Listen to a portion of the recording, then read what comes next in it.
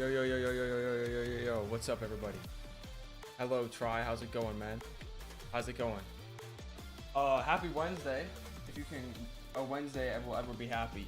But hey, we're in here today, and I know yesterday I said MK11 today. It's not gonna happen, man. I really don't feel like booting up that game and getting tilted immediately. So we're still gonna be on 2x. Maybe a little bit shorter stream today than the last couple of days. But hey, it will still be fun. I'm still gonna have a good time. I'm prepared to have a good time. All right, let's do it. I was actually daydreaming today about some new tech for this team. Let's see what you got. I think you can do a lot of dirty setups after you get any knockdown if you do Yasuo S1 stance into S2. I think you could actually do some bullshit because you can S2 after. And I didn't even realize that you can actually air S2 after you do the jump. Also, how's it going, Try? I don't know if I already said that, but what's up? What's up? Fighting Rushdown Guy. Alright. And I know this team is toxic as fuck, I'm aware. Alright, let's go. I haven't warmed up at all. This is just raw gameplay. I haven't done anything of the sort. Alright, Vi, Ahri.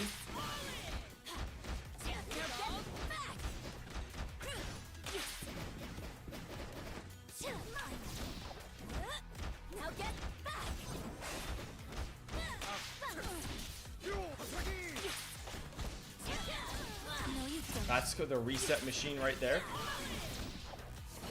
Oh shoot, they got that? Really? I don't think you got it, mate. Oh, you did. I'm surprised that worked.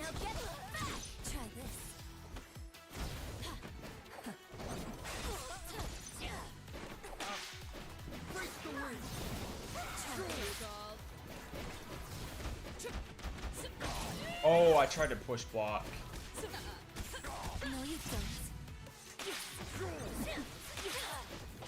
That's really unfortunate. Oh, they got these? Okay, touche. Ooh, I tried to parry it. I fucked up. I pressed the wrong button. Okay. First game on, first game on, first game on. Really? You're just gonna dash at me? Oh, I didn't even have time to go back. I just stopped mashing. I need to stop mashing. Alright, fair enough. I just stopped mashing. I'm just pressing too much. I'm pressing way too much. Alright, let's do it.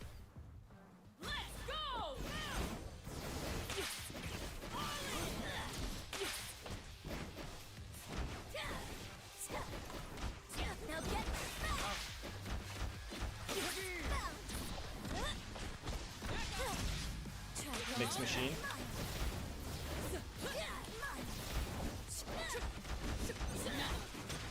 Oh, I tried to push block that. I knew that was coming, so I tried to push block.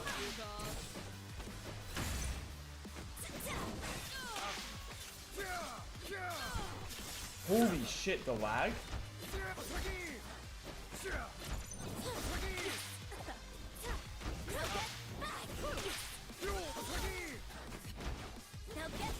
Oh, really?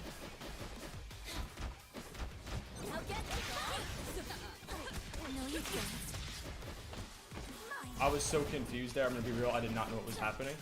Oh, that was a mistake.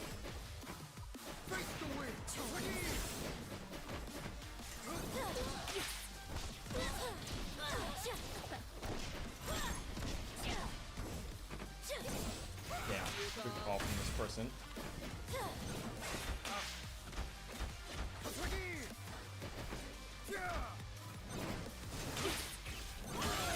That was really bad on my part, I'm gonna be real.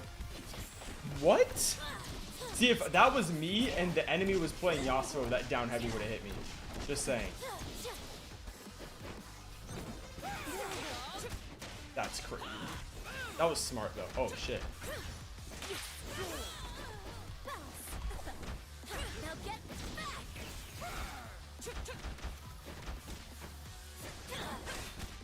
Really? Fair enough, fair enough, fair enough. First game on, first game on, first game on. Also, we will be talking about that, I don't even know what to call it. That thing that was trending on Twitter about how to improve fighting games as products. That will be something discussed. This dude is so fucking lame. Holy shit. Look at this, just running away.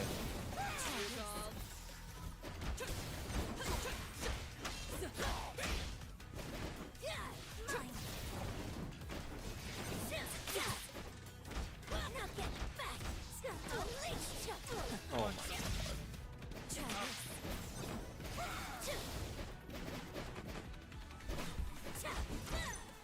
Oh, I thought that would make the heavy whip.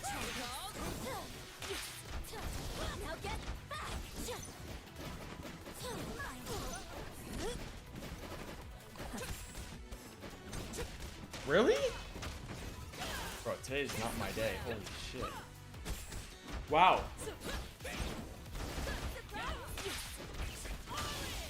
Try to parry it.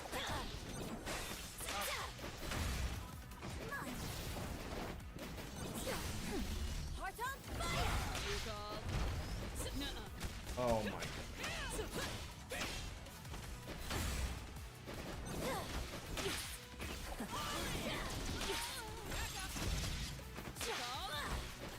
Oh, that's really unfortunate.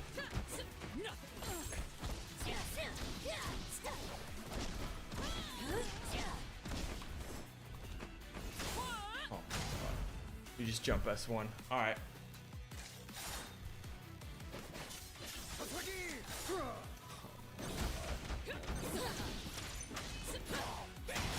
Bro, today's not my day. Holy shit.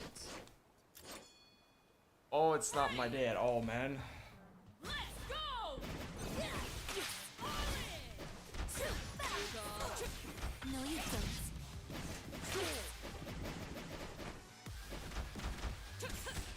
Really? Now I'm confused. How were they plus still? Wait, I'm lost now. How are they plus?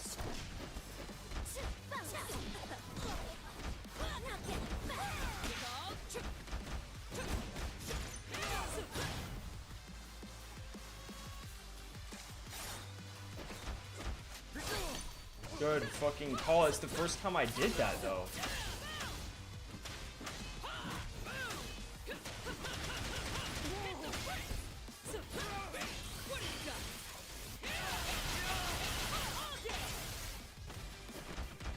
Dude, what am I supposed to do here? I don't understand. I don't get it. I don't understand what I'm supposed to do there. It feels like I'm getting rushed down. I mean, their name is Rush Down Guy, right? Okay. I can't get any space. And push block is so ass in this game because it doesn't come out half the time when you want it to. Wow, really? Okay. It's not even... Push block isn't even bad as a function. It's bad because it doesn't come out consistently. I feel like I'll be holding back and mashing tag, and it will just never come out. It's very frustrating. Select your fighters. Yasuo, Ahri. Select your fuse. Damn. Maybe that's just me. I could be going insane. That's an entirely possible thing. Fuse select. Select your fighters, select your fuse. You know what Luke is. What's good, man? How you doing? What's up? What's up? Victory is on the horizon. We're speed running being salty today. I will tell you that. This is like, I can even taste salt in my mouth somehow. I don't understand. Go! Really, you're not gonna fall for that? Locked out and cleaning my rabbit's playpen. Respect. What is happening here?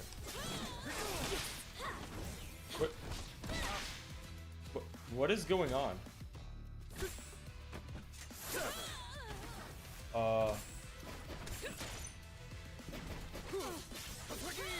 What? I'm very confused right now.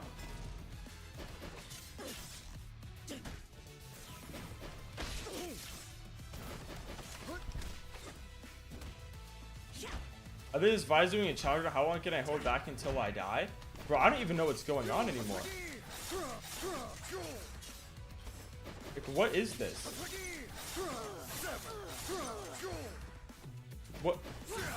What is going on, man? I know I'm like dropping combos all over the place, but like, what's happening right now?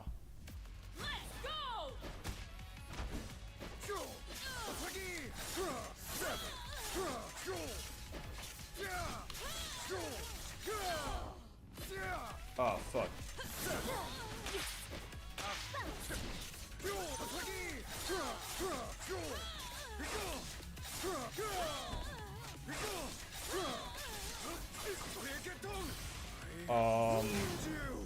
I mean, I guess this is valid. I don't...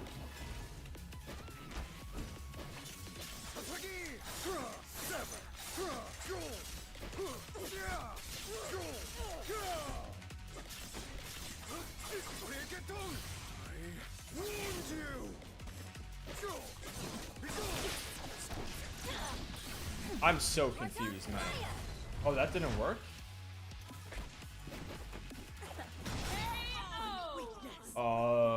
Sure? Sure. I don't even know what to think right now. That was such a weird... It's like there's one of those games every single day where like nothing happens. Like the person just sits there and doesn't do anything.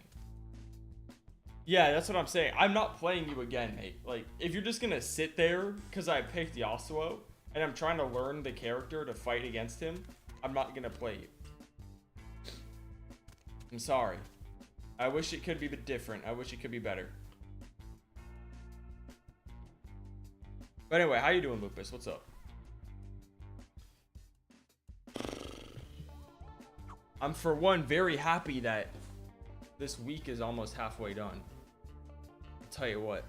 Or is halfway done. I'm doing dandy. Hey, that's what I like to hear, man. That's what I like to hear. I don't like, I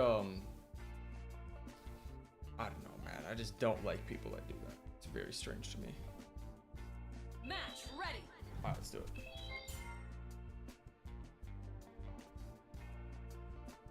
I know you already saw this, and this is technically a spoiler.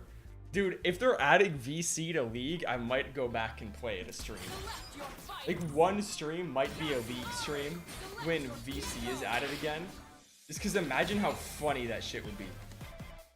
Imagine, like, me and one of my friends, I mean, it could be one of y'all too, we all get into a lobby, and then we go and just talk to randoms unranked. Like, how funny would that be? I bet it's gonna be heavily monitored too. That'd be so, like, I go back to League after however long and just like run it down by accident on people's ranked games. Oh shit, this person just jumped in instantly. 7-game win streak, huh? Okay. We gotta start the try-harding. Let it begin.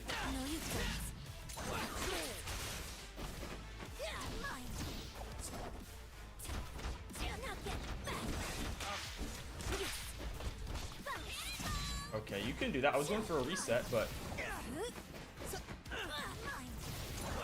Anybody got a mic?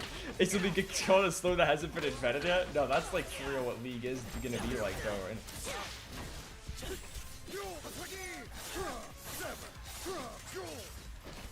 Oh, shoot. Oh, no, that's unfortunate. That's really what it's gonna be like, though. League BC is gonna be a different beast entirely. It's gonna be a funny beast, but like...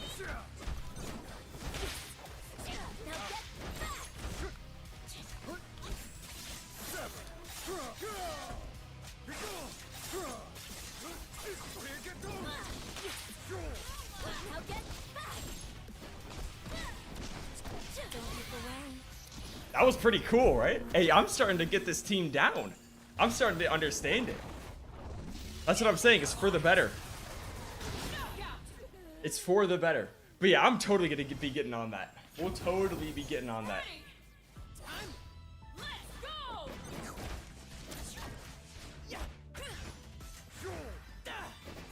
Oh, really? You're just going to run me down like that? I respect it, actually. I can't even be mad.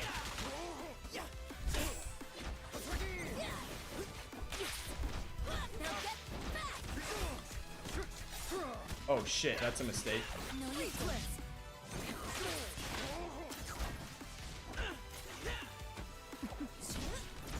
Now get back. Try this.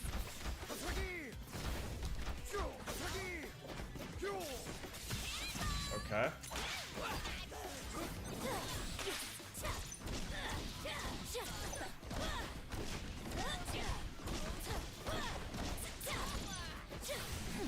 Heart on fire.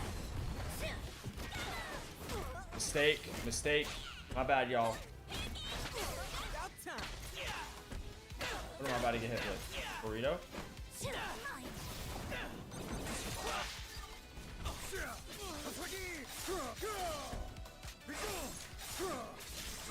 No, that's embarrassing.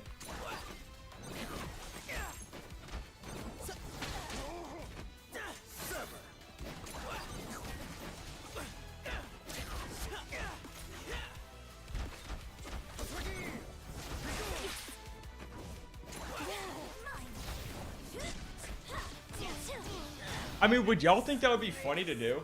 I think a league lobby with everyone would be pretty funny.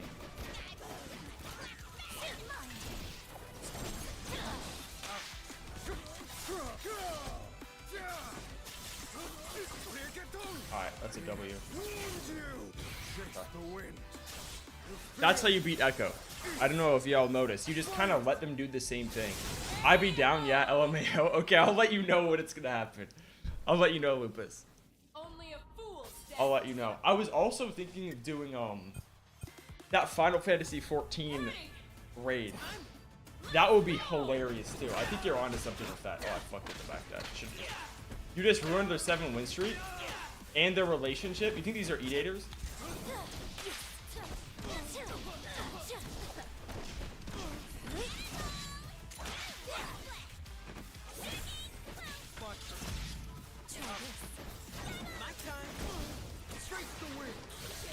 Oh, that's not gonna work, is it? Yeah, because it goes through wind wall.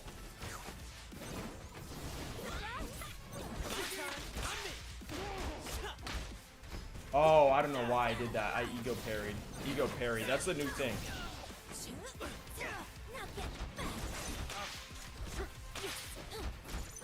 Oh shit, that was also a mistake. I meant to do down S2. Man, y'all are witnessing all type of fuck-ups today.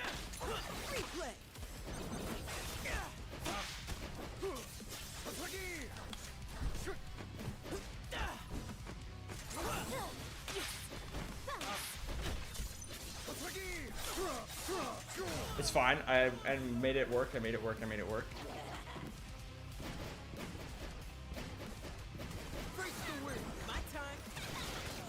Whoa, that went through my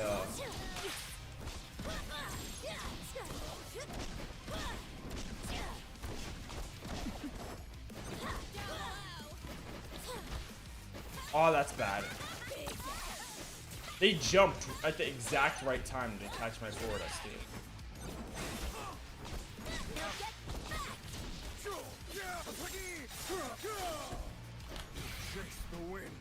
No Fury Burst for you. If you gotta commit, man. No Fury Burst for you. You gotta commit quicker than that, dude. Come on now. Ready. Time. Let's go.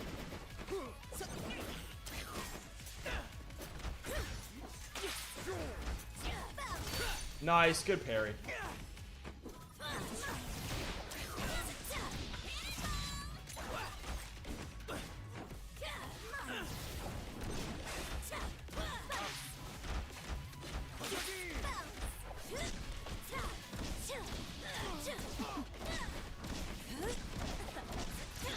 I call that the 5 seconds of mix.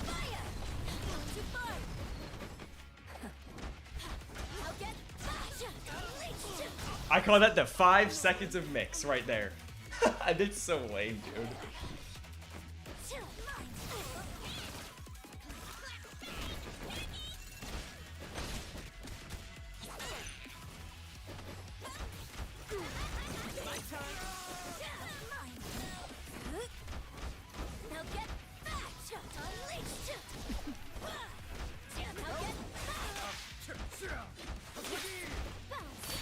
Good freaking parry.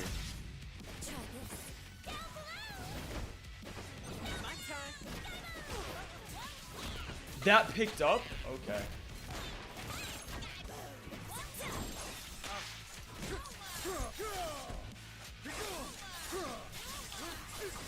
That parry was pretty legit. That's what I'm saying, man. That was actually... I gotta respect that. I gotta respect that. I did not think they were gonna see that coming. Only a fool stands between. That's why you really gotta mask the Ahri down S2. If you're gonna go for it, you have to mask it really well. You can't just let it rip like that.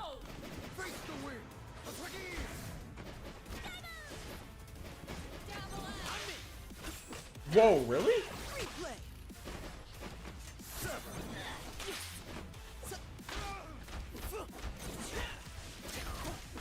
Oh my god, the fucking Jinx assist, man.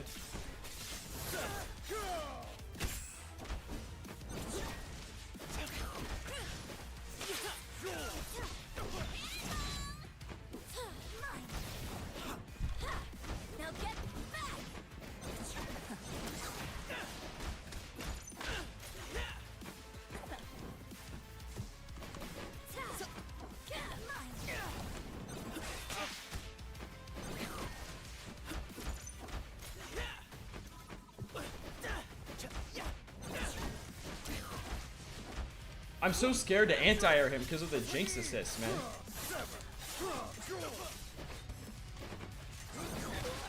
Ahri's so hard to anti-air, good lord.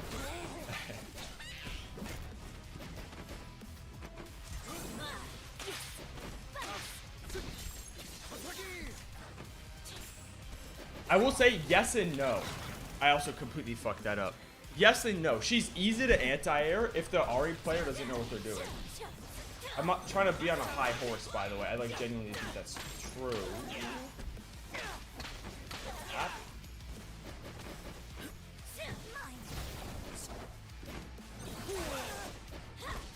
It's easy to tell if they don't know what they're doing. If you like dash, do this, and then air dash forward like over and what the hell, over and over again, it's obvious.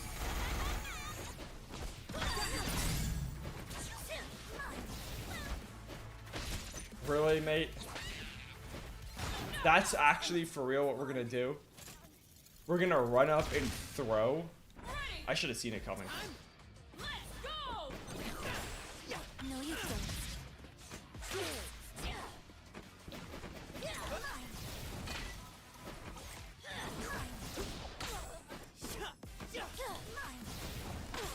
Oh, good shit. See, now they know what they recognize the pattern.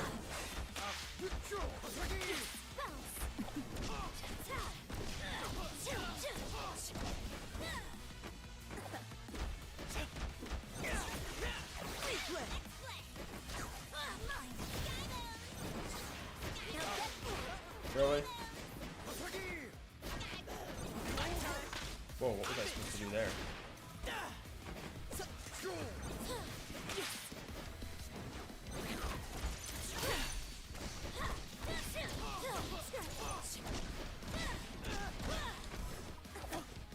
Damn, I tried to do a reset, y'all. My sources trust me, bro. Just for the record.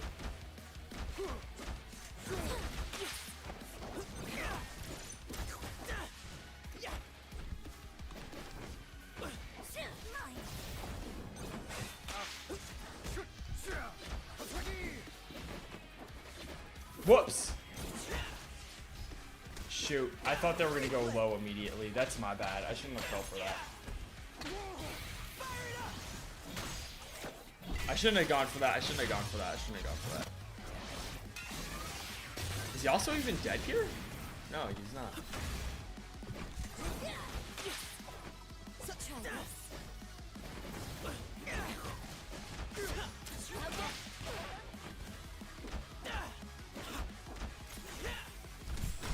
Whoa, he's plus?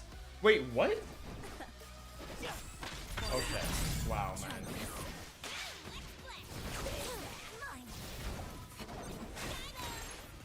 Oh, we got a 2x assist Jinx user.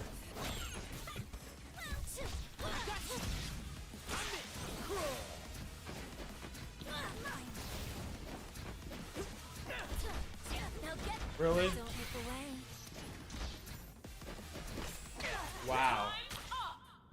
That was really fun. That's a really fun way to win, and very, really fun way to lose. Wow, okay. Do y'all remember 2xTO? Do y'all remember when that was a thing? That's what I feel like right now. Oh my god. Wow, that was a complete mistake.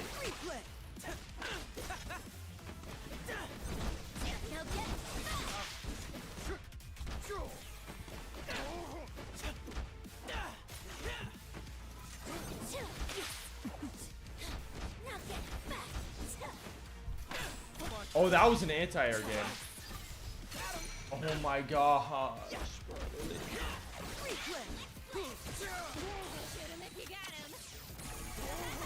It's so fun. It's so fun. It's so fun.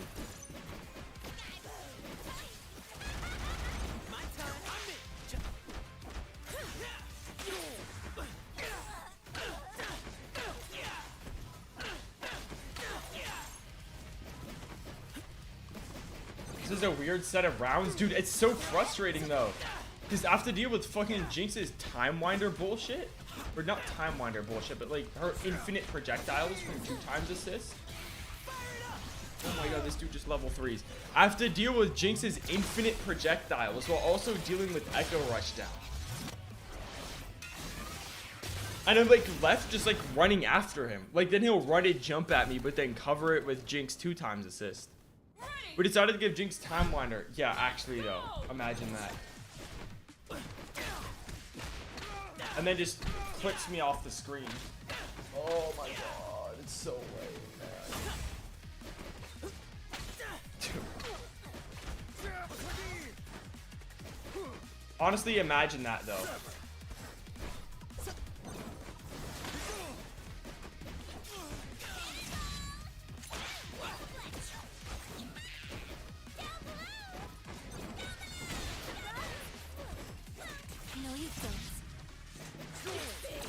Dude, which nerf? They're about to nerf it again. Like, guaranteed.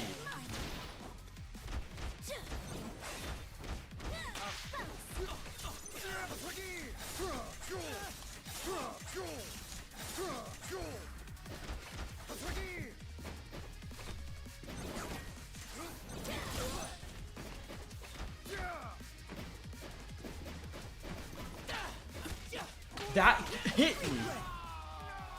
What? Oh my gosh.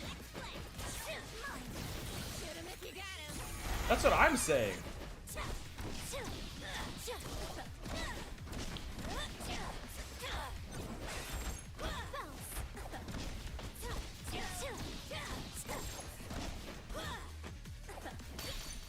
Good call.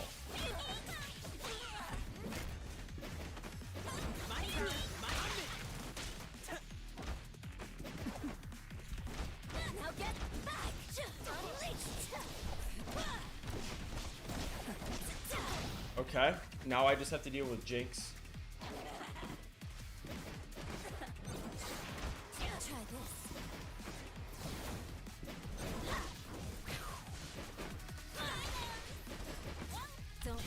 Fuck.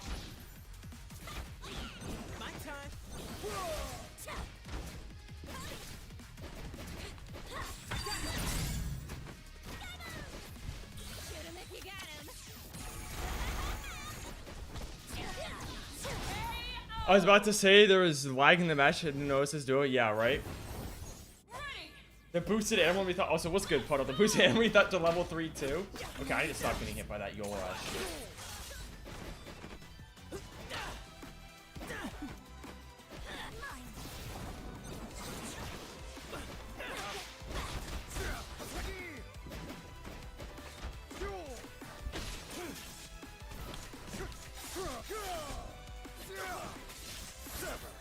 That was a mistake. No, I should have gone for the other route.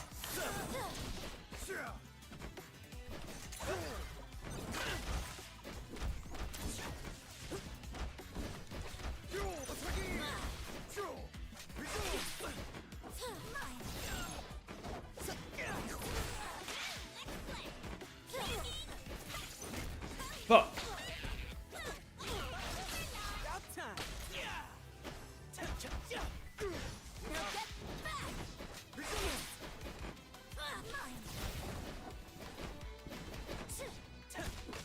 Whoa! Wait, this dude is a fucking animal. I kind of respect it, actually.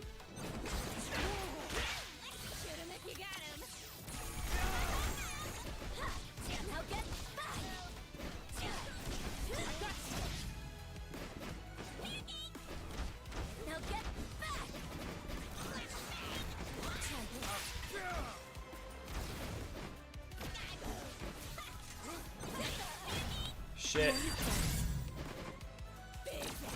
Dude, that's so lame. Oh my goodness.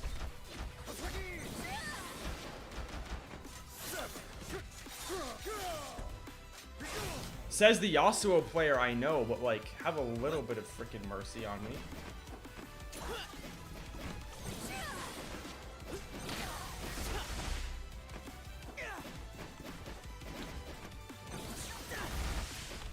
Nope, I can do it too, motherfucker. Hey, one thing you gotta worry about me, when I get level 3'd, I'm going to level 3 back.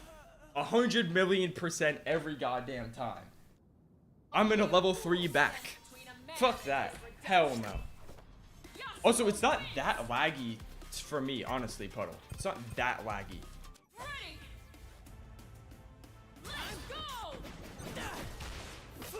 That was just obnoxious. I should block that.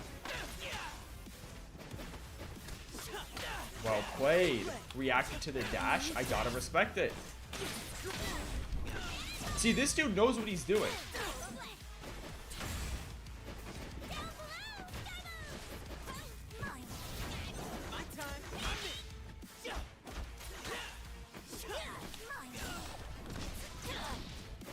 I'm surprised that worked. Whoops, wrong way.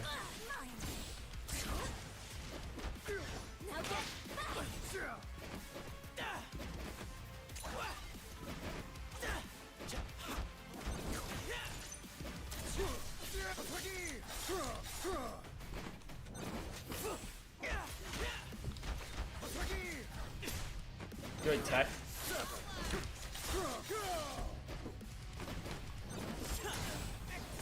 You know how I know those Jinx was combo when the combo drops, it becomes late, you can see it. No, yeah, that's like just kind of how it is with this game. I'm gonna be real. What? No, S1.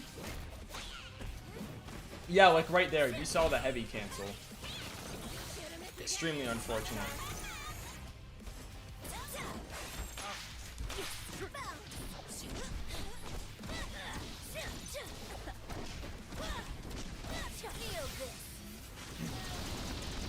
Okay. Let's go. They're gonna jump. Watch, he's gonna jump at me.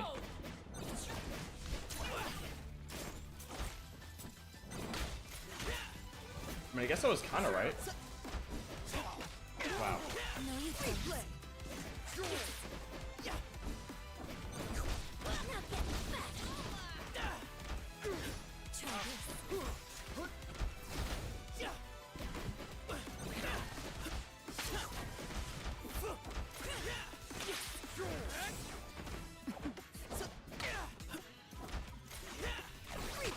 That is the most scummy thing I think I've seen today so far.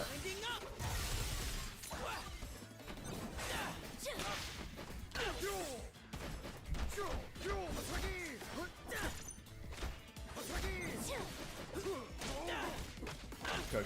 How bad the quality of life is, but this game is. I like it, but it's not good overall for Riot or for gaming. Shit, I knew that was coming too.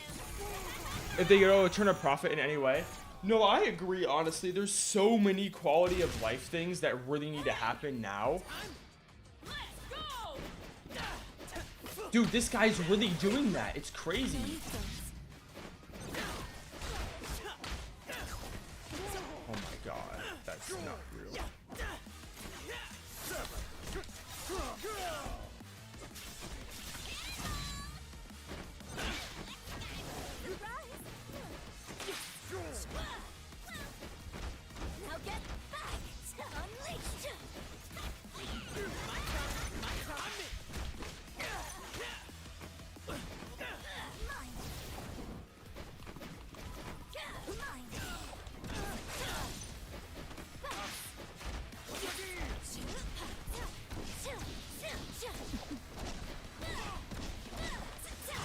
They call me the Mixaholic. That's what they call me, the Mixaholic. That was so sick.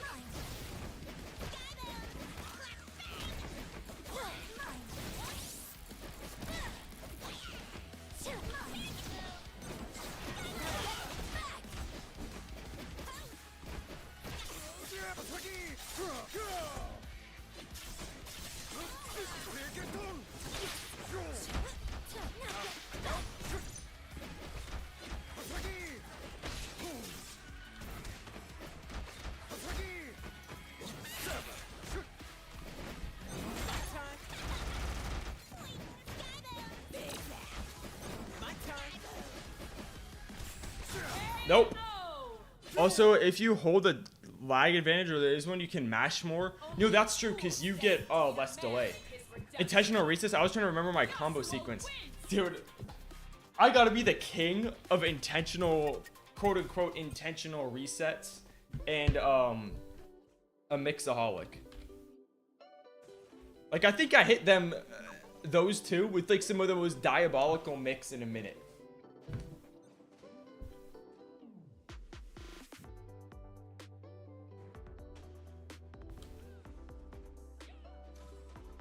Oh my god.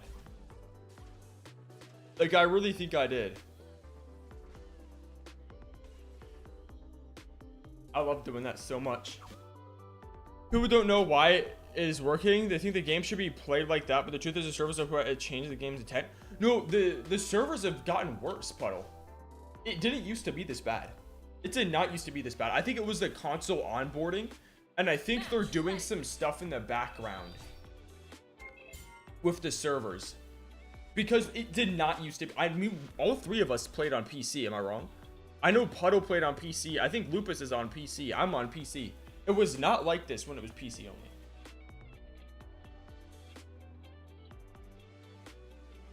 So take with that what you will. Did I just straight up not accept it? GG's. Yeah, I'm always on PC. Yeah, that's what I'm saying, man. Like, I don't know what happened. I guess the console onboarding, but even when Caitlyn released, it was not this consistently bad, was it? Also, this has to go, man. Select your fuse, select your champions, needs to go. This shit, I've seen, oh god, I've seen it a million times. I want to have preset loadouts. And by the way, for those saying, or those who might say I'm nitpicking, I love this game to death. Like, I want these things because it would make the game be a lot more fun. Because I enjoy playing. It's out of passion.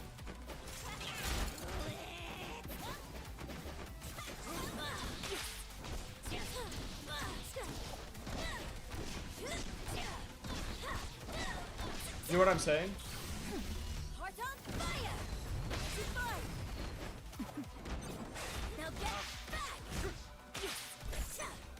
Oh, that was bad. That was a really bad drop, honestly. Good call.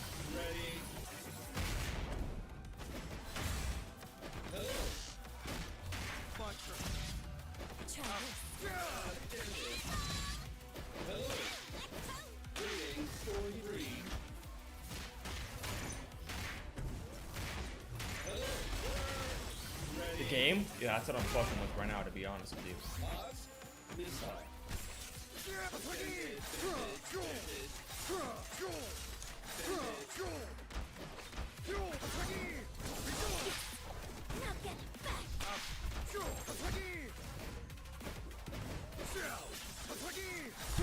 Ah!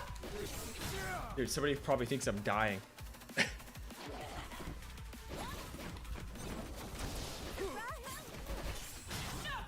Somebody's probably like, what the fuck is going on? In that way. What is happening over there? That's my freaking neighbors. Ah, I misparried it because he tagged. That's annoying. Bubbling.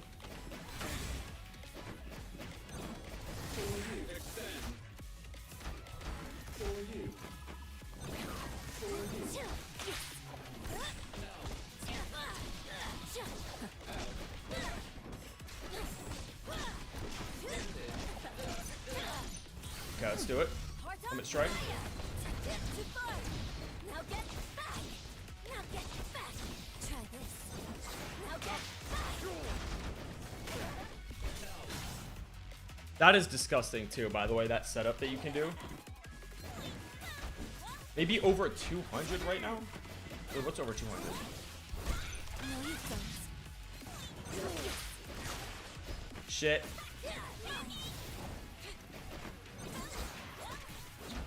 Now get back. Try this.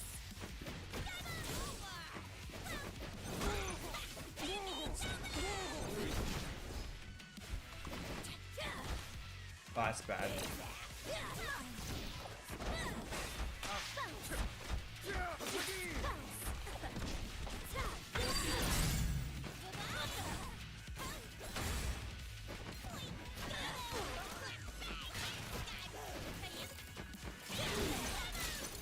Really, mate?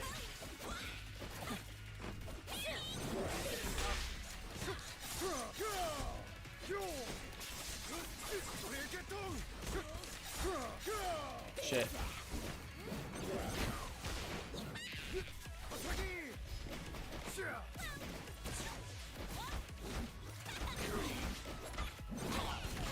I tried to push block, dude. What?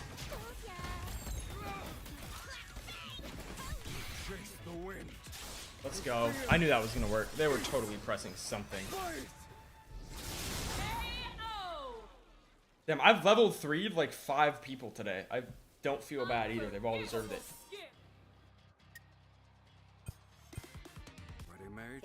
Dude, you mean over 200 ping right now? Or 200 people playing? Because I think it's way more than just 200 people playing.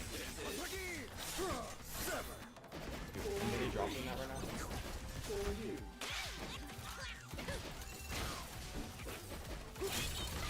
Wow.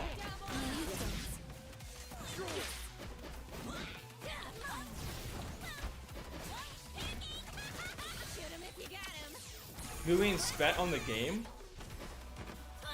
Really? 200 million?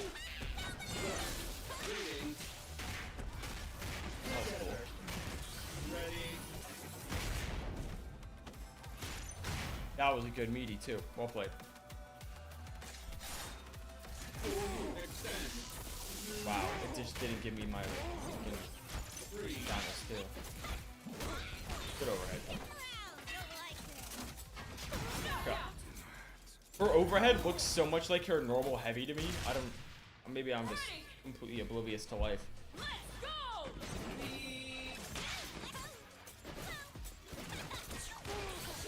Jeez, really?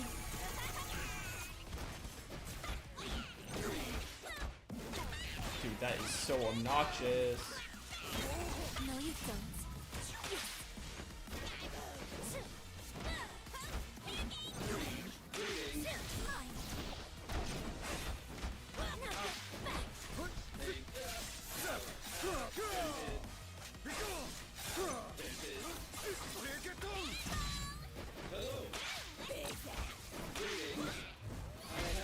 What the fuck was that?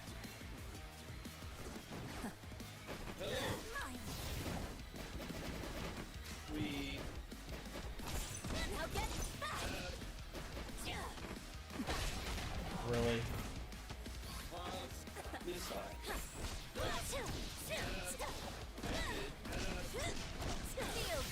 Can I just let it rip?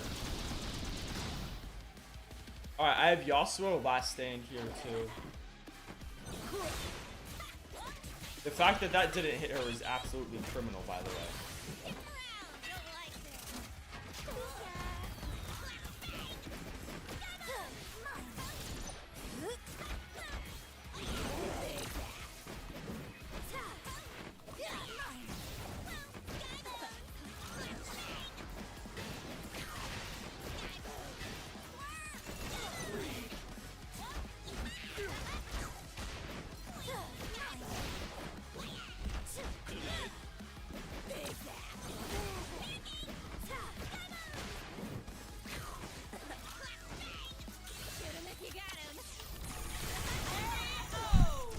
Really fun.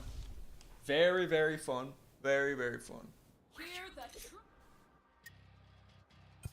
That was so cool. Didn't y'all like watching that that fucking gameplay by this person?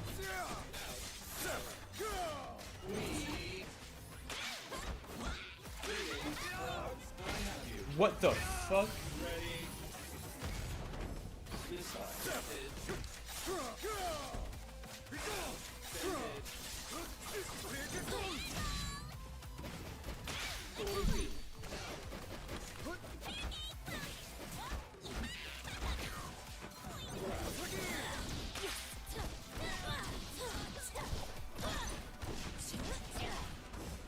I've gotten hit by that too many times now.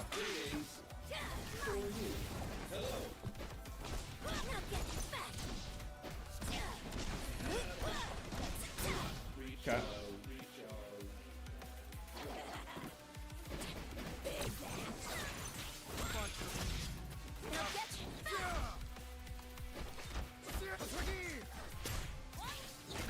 Damn, really? I didn't know what the frame beta was on that, actually.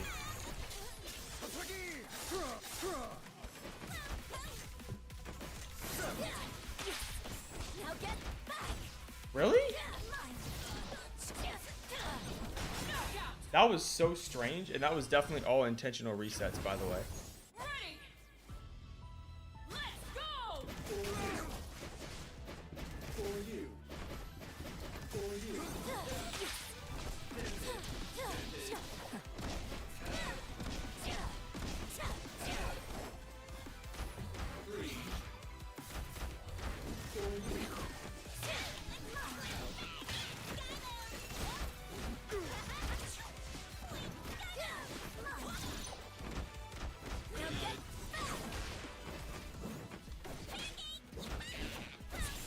Damn! We got here doing 3 meters of both characters dropping combos? Oh, really?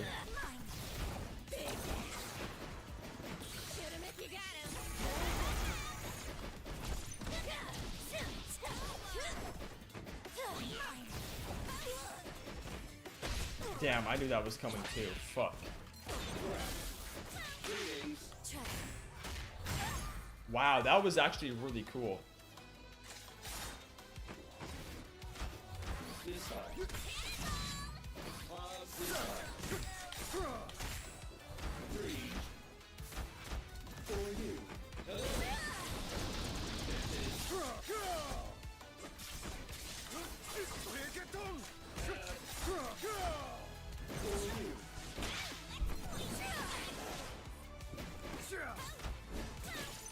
You say Jinx grabs are built differently? No, that's what I'm saying though. That's why it pisses me off when people say Jinx doesn't have anything.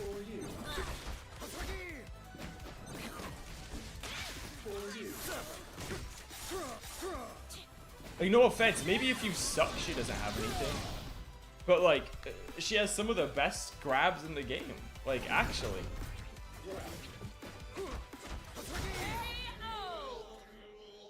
She literally has some of the best grabs in the game, and you can't change my mind about it. Yasuo wins. Like, you can combo off of them everywhere on screen. It's not just grab super. No, it's grab OTG into full combo. Yes, it's scaled, but still, she has some of the best grab, if not the best grab in the game.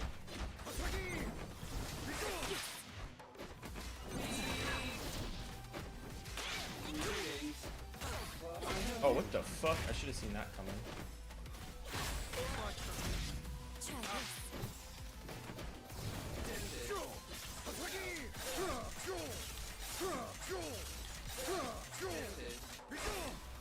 Damn, really? Little RIP, you don't remember the route? Come on, dude. Bubbling.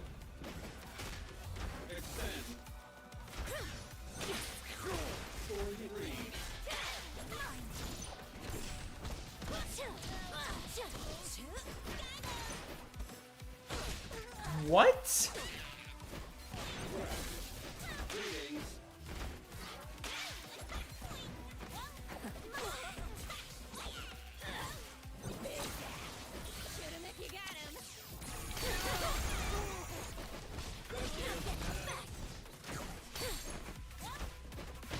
Oh my god, I tried to level 3. This dude's just running up and grabbing then. It's so low. Oh my god.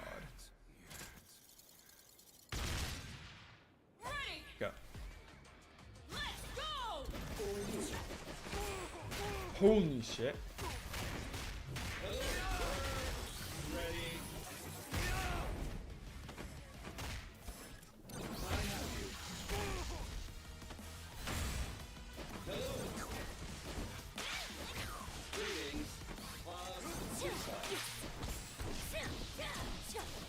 Oh my god, man.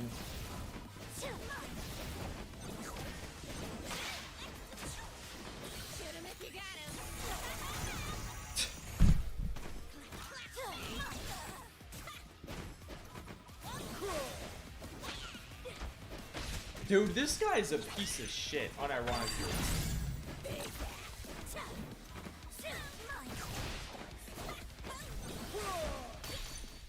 What? How did we come up with that? What?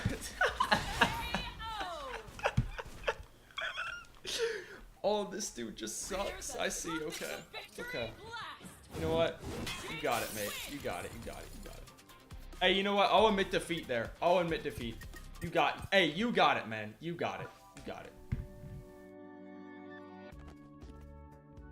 I'm not even mad. I'm not even mad. I'm not even mad, bro. If I get beaten by somebody who's just running up and throwing, I'm generally okay with it. Because it's like textbook scrub behavior, so I'm so down. Like, that makes me able to justify the loss in my head very easily.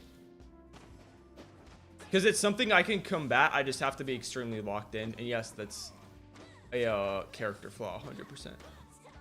I'm aware of that.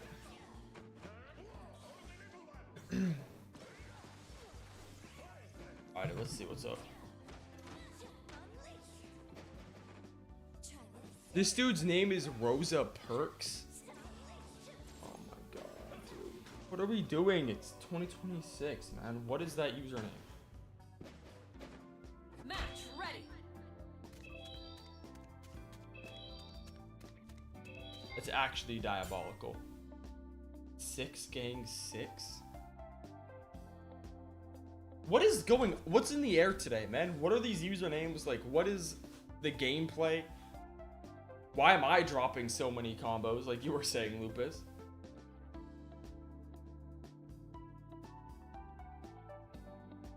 People aren't accepting games. What? Match ready. It's like, I don't think my Yasuo was good enough to be ducking. Matter of fact, I know it's not. Ducking Fuller RIP is diabolical. It's like... Teemo Jinx?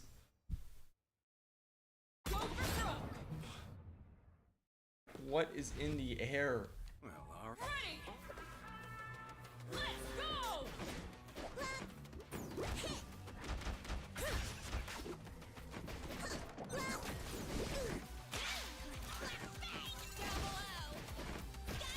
At least it's freestyle, not 2 times a 6.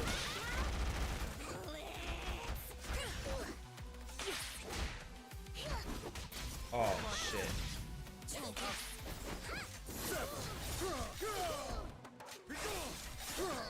I gotta get used to fighting Lil Man again. I don't remember how to fight him. It's been a minute.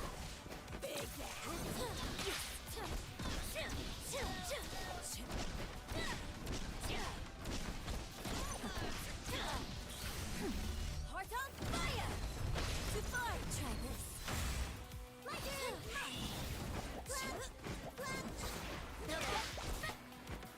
Whoa, wait.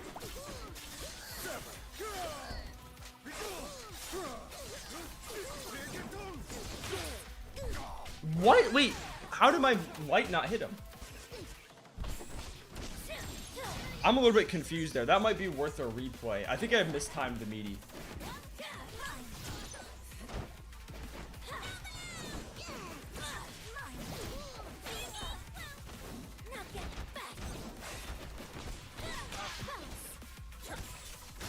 Okay. I didn't realize that they got hit by the random string. I'm gonna be real.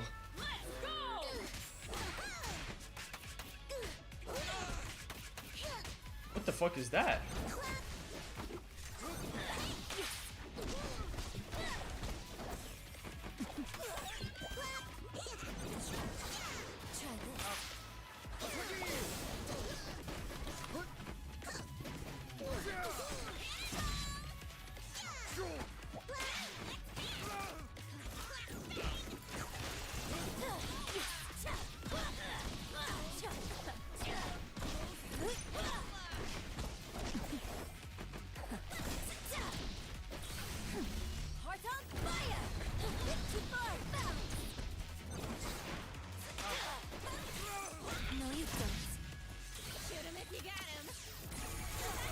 tried to tag.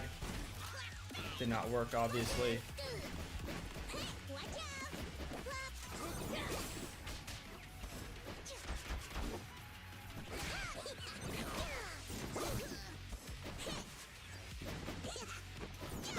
Fuck.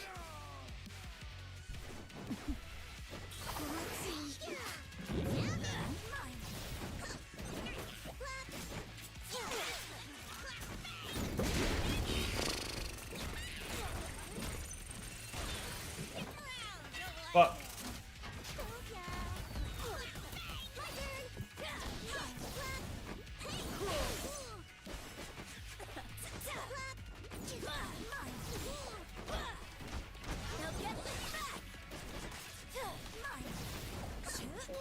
No, I should have down heavied. What was I thinking? What was I thinking? What was I? Hey, what was I thinking? What the fuck was I doing in my stupid ass head? Let's go!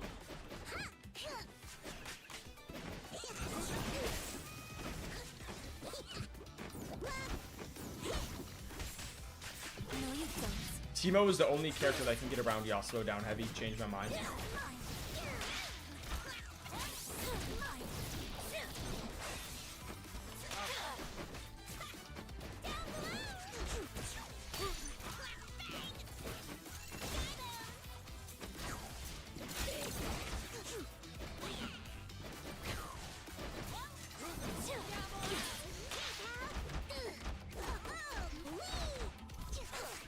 No way, light doesn't punish that?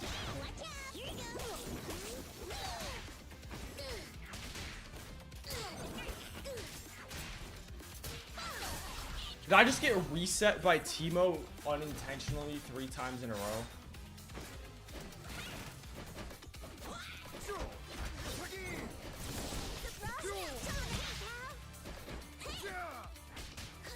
That is so dumb, man.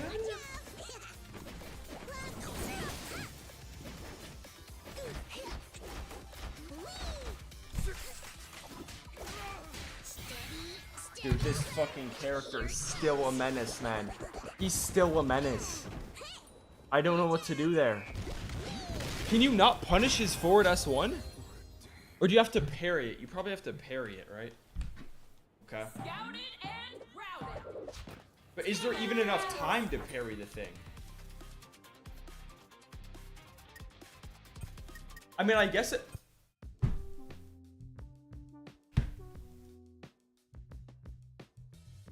Match ready. Great.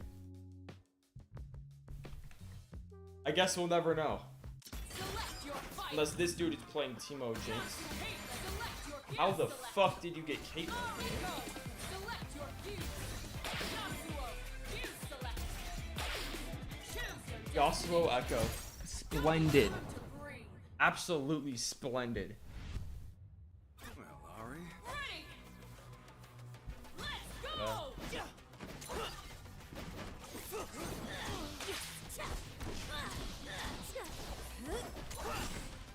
That's not good.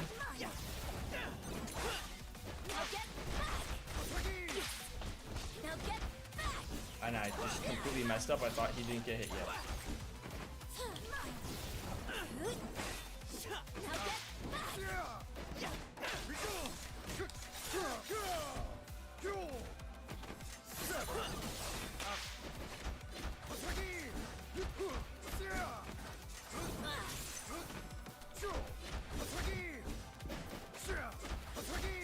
my time. It's you.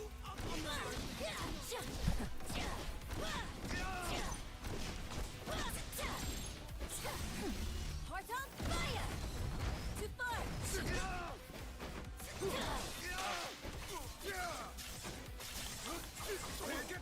You're dead here? Wound you. You're not. Knockout. Wow, that... Hey, by the way, this is still in the game. It's been like this for almost... Ready. the better part of half a year now. Oh shit, I thought I was playing Echo. Now get back. Good call.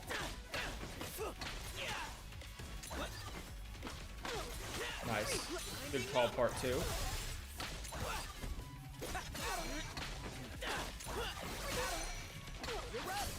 I will say, my team chemistry has improved so much.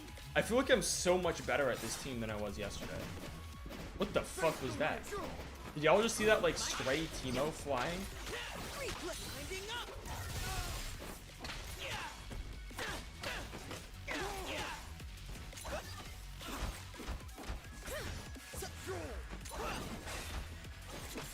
Oh my god, dude. It's just a constant lockdown of horse shit. See, I might be playing Yasuo Ahri. I'm not playing Yasuo Echo. Let's make one fucking thing clear. Let's go!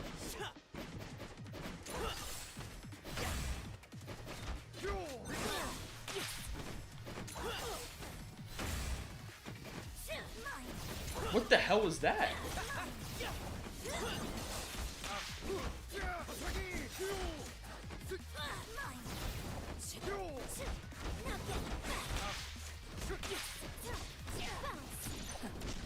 They don't call him the Reset King for nothing. And they call him the Drop Combo King too.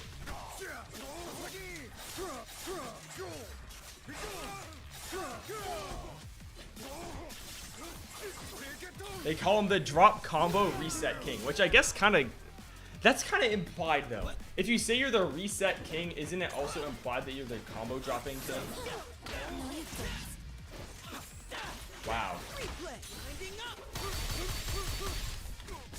Damn it. I didn't build level 3 quick enough.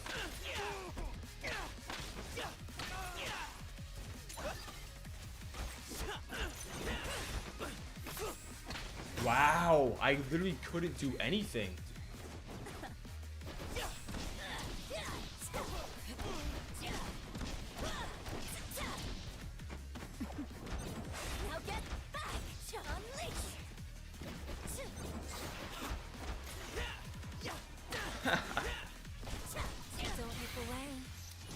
No Fury Burst for you, mate. No Fury Burst for you. Like I said, I'm getting so much better at this team. I feel like my synergy is better on point. I'm doing like actual resets, not fake resets. I'm doing real resets that actually exist. I'm having fun too. This team is very fun. I would recommend this team. No bubble, that's strange. For those of you that might want something different.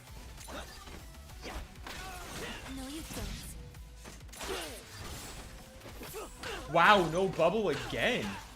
Interesting.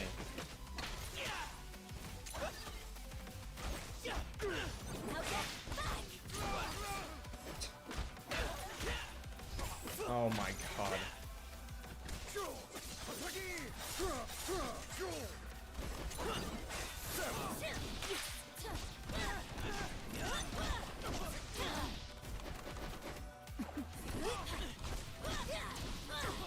Is this dude doing like a no burst challenge or something?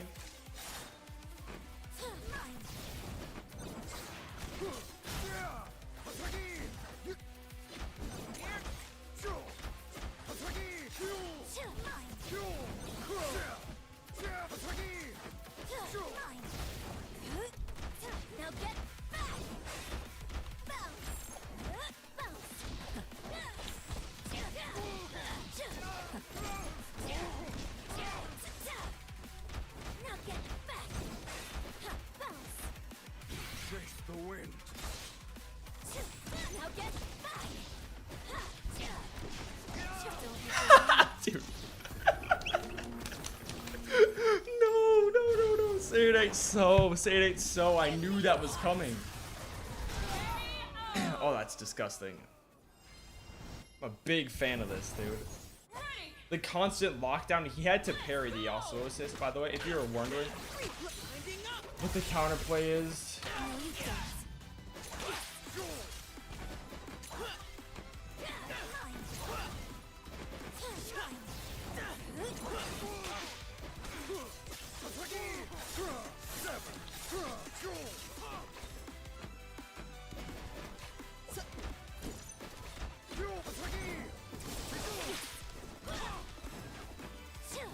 I didn't fully expect that to land. I'm gonna be so for real with y'all.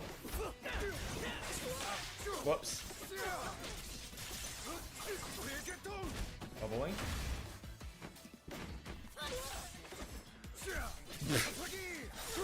So stupid, man. And I know it's on my team. It can still be stupid, though. That was a cool combo.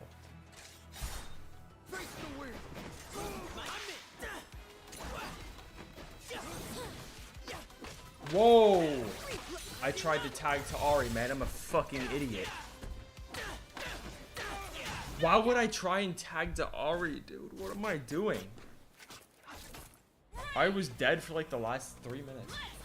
Let's go!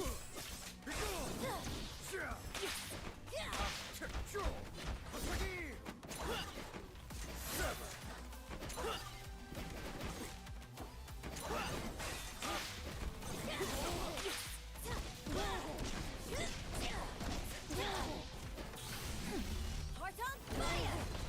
Too far! Now get back!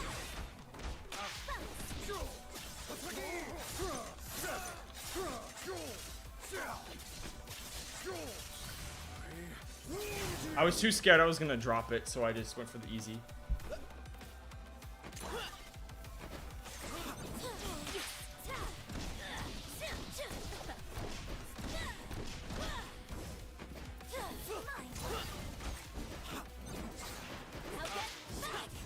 Whoa, that's crazy.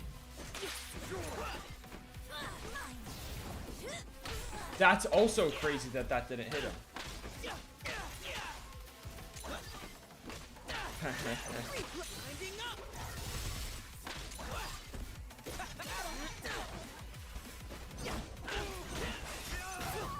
Wow, he can actually win this because he's playing aggressively as Echo. Like, I didn't used to do that all the time, but like, I just had to remember, oh wait, I can press too. You don't have to give in to the rush down. Okay, GG's. Alrighty. Y'all know I like to do a little discussion section of the stream. So, this is that. Matter of fact, let me get the Discord audio correct. There we go. Y'all know I like to do a little discussion section. Hi, bro, I'm so fucking school-brained right now. So, this person said, this is in response to the pyramid, the Mount Rushmore shit. They said, but non-FGC people don't know who So Bad Guy is. Smash Bros. Concerned, they don't know who Terry Bogard either. Nobody's gonna argue that one. That's what I was trying to argue yesterday. Terry Bogard is not as big of a character outside the FGC. Like, people will know what he looks like, but not his name. They said there are a dozen fighting more important than your... I don't want to say that word because I don't know what the implication might be. So I'm about to stay away from it. Ask Guilty Gear game. This person said Mortal Kombat isn't one of them. I'm not going to lie to you. I think, like, maybe... Actually, 5 years ago, that may have been true. But I think we're at the point in history, in gaming history, where Guilty Gear is actually poking out of the underground scene. I'm gonna be so for real with y'all. I think Guilty Gear actually isn't the same, isn't looked at in the same respect it was however many years ago, like more than 5 years ago. Because think about it, right? I know people who now actually know what Guilty Gear is and play Guilty Gear. Granted, they're not long-term players, because who would want to play Strive long-term? Like, so let's be fucking for real right now. Who would actually want to sit there and play Strive every day? Not that many people. That's why it doesn't maintain a crazy player base compared to Street Fighter. So that's what I'm saying. The game looks great. Strive looks great. It has some well-designed characters. The gameplay is just not there, in my opinion. But again, that's for a different stream, a different discussion. And I thought I'd weigh in on that. And Lupus and I were talking about this earlier, man. If you want in, let me know. We can probably get you into this League voice chat shit. That would be so funny. Anyway. Hold on. I know that Prince... I'll talk about that when Prince is here. I'll talk about the second half of the title when Prince gets here. Otherwise, we're back to the game.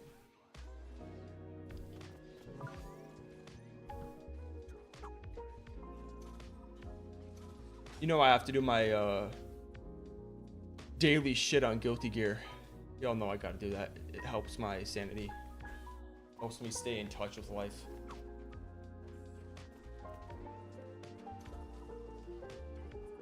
You also can't sit there and say to me it's not funny.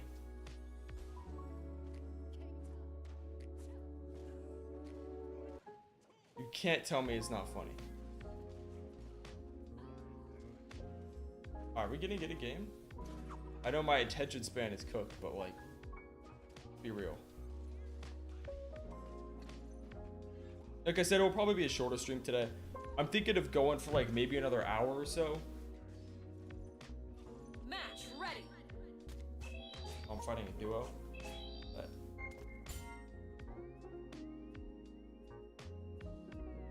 Select your fighters. Jinx Echo. Haven't I already fought that today? I think I have. Are they gonna go 2 times or not? Select your fuse. Freestyle. Okay, I respect that. Choose your destination. I feel like freestyle is Jinx is more respectable than 2 times. In your 2 times pisses me off so much, dude. I hate 2 times assist Jinx. Ready. Let's go.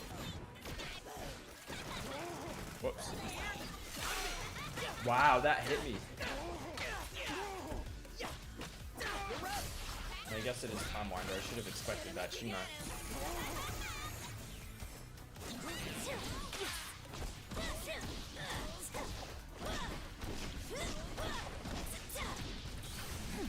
Heart on fire. Too far. I got you. I'm in. Mine.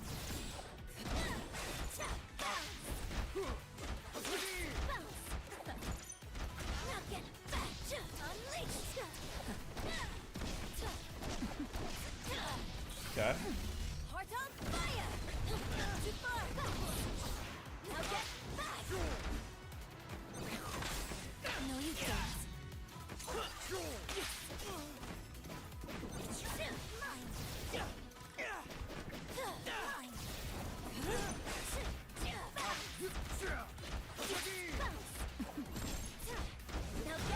Okay.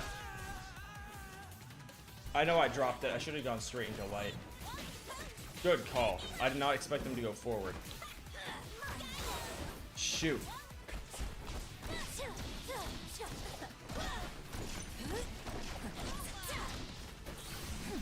Heart on fire.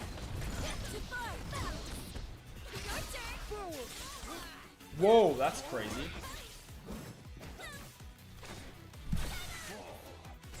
What?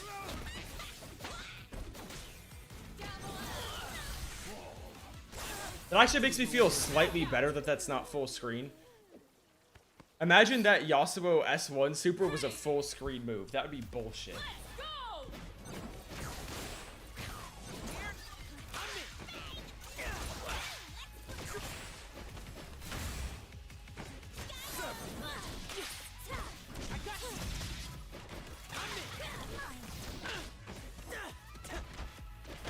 Okay.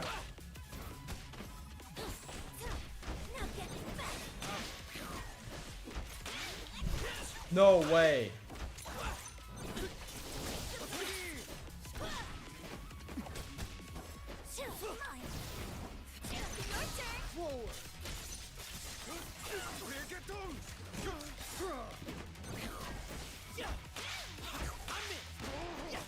No, you don't.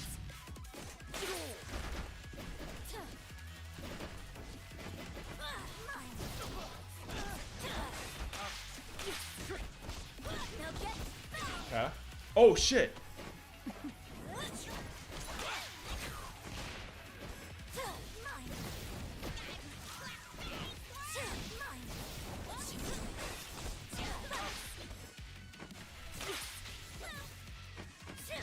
Wait, this is like a whole bunch of ass for me. Oh my goodness.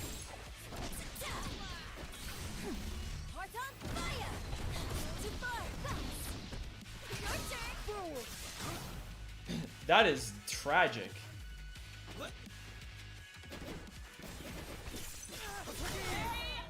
That is a tragedy, no Macbeth. Unforgivable skill. Yasuo wins. Okay.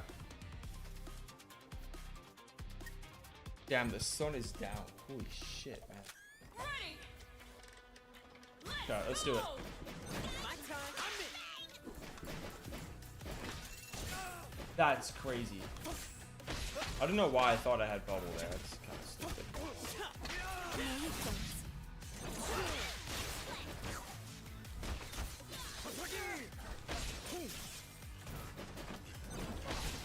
Whoa! My time. I'm in.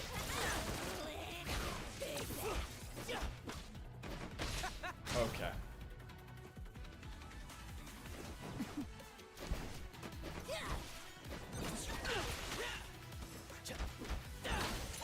Replay. Ending up.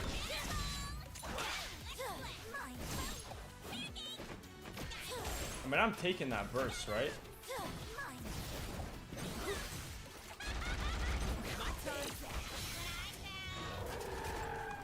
Run, run, run, run, run, Ahri, run, run, run, run, run, run, run, run, run, run, run, run, run, run, run, run, run, run. Really? I was in block stun still? Ready. Okay. Let's go. Face the wind.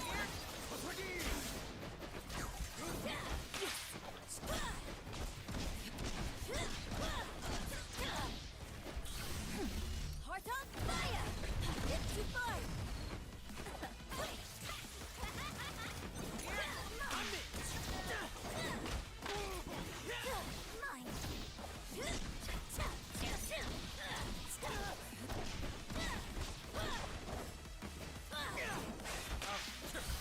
That's not what I meant to do. I fat fingered it. I fat fingered it. I fat fingered it.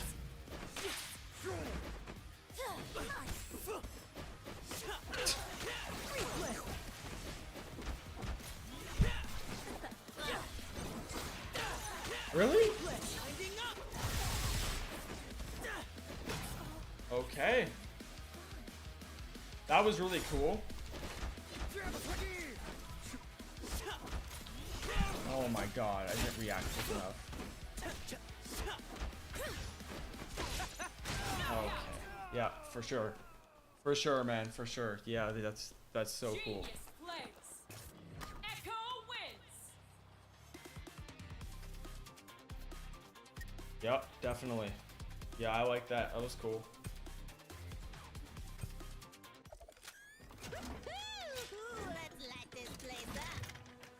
Big fan of Jinx assist, by the way. Just can we skip the intro, man? Really? Nobody wants to watch that. Let's go.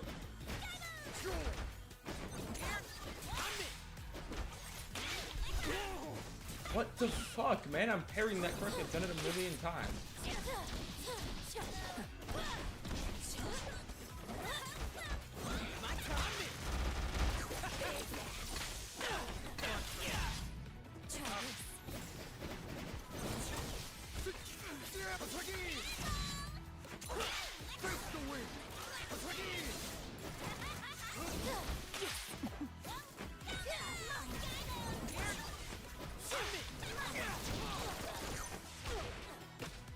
Wait, she can direct the gun after she's been tagged out?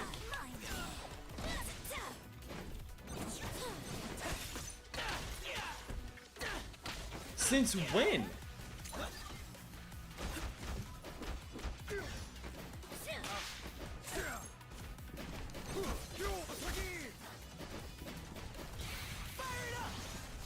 No, no, no, no. I was doing a normal, I think. And then I parried because I thought I wasn't.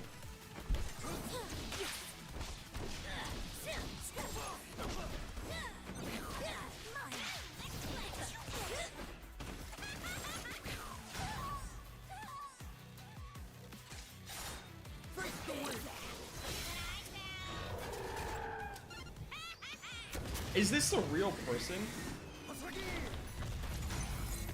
Is this like, is this actually real? Ready. Let's go.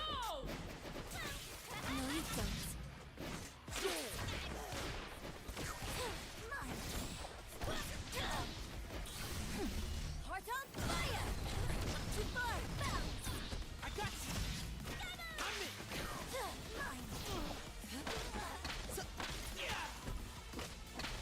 I don't think that Jinx is a real person. I think the Echo could possibly be real. I'm not entirely sure though. What the fuck was that?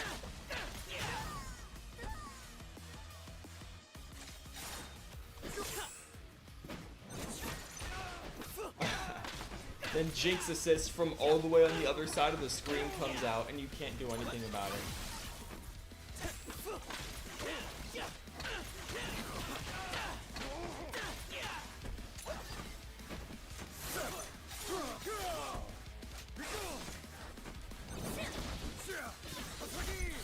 Fuck. Oh my god, man. Genius plays. Echo wins. How do you beat that? I don't know if I have enough time to parry the rocket. Okay. Let's go. My time. I'm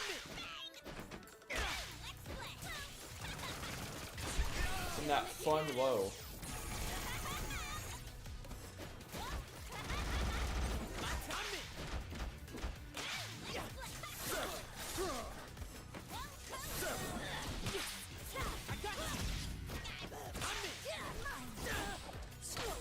And you still do it a second time? Oh, and Jinx assist doesn't go away either.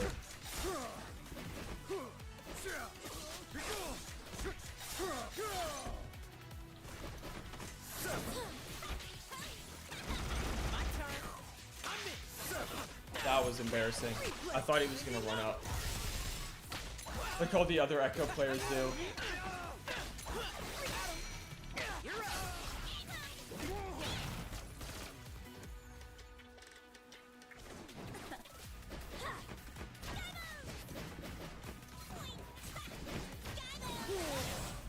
Yeah. Just assassination, I guess. Like that works.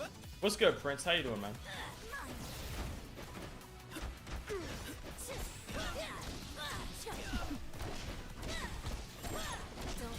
Do you got a link to that that article you were talking about in the Discord by any chance? Prince, I want to go through like certain parts of it because I've seen it on Twitter, but I was able to find it. Yes, you do. If you could drop it in the Discord, I'd appreciate that a lot. Really? That's great. Thank you, thank you, thank you. Appreciate it as always. I'm having quite the interesting day on this game.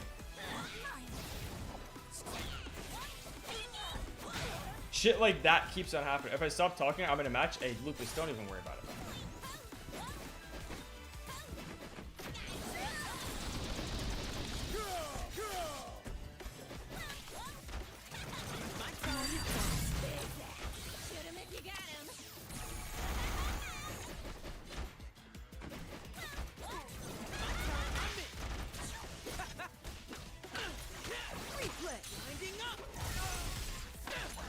I don't blame you. This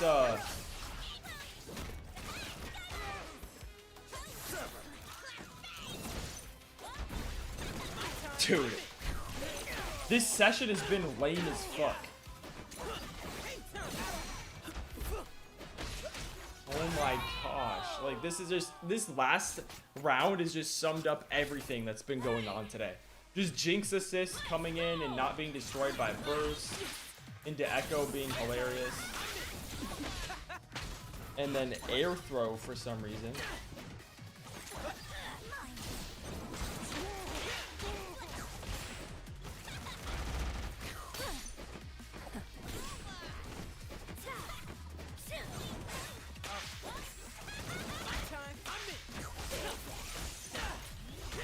Fuck you, dude. Just sent it? Thank you. We'll check that out in a second.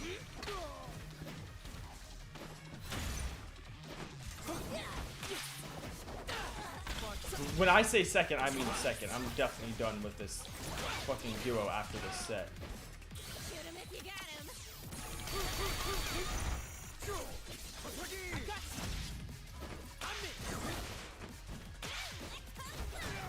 Fuck. barely a duo. It's the Echo and then the Jinx is tagging along.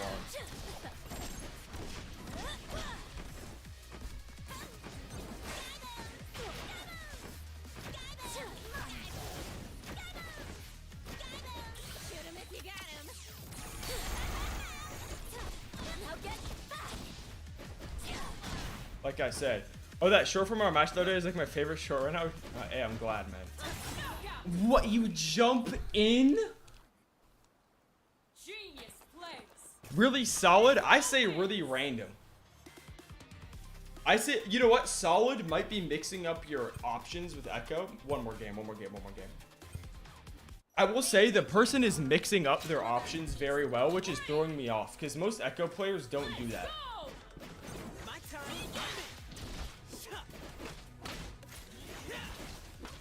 That is fucking insane that you do that right there.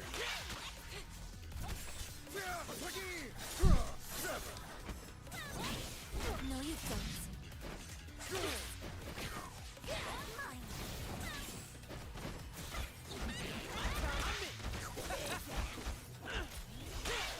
How the fuck do I not?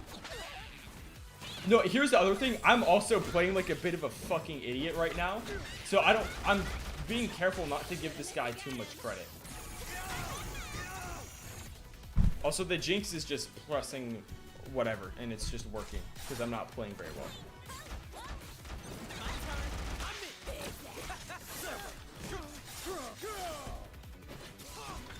I'm not about to give somebody credit they don't deserve, trust me.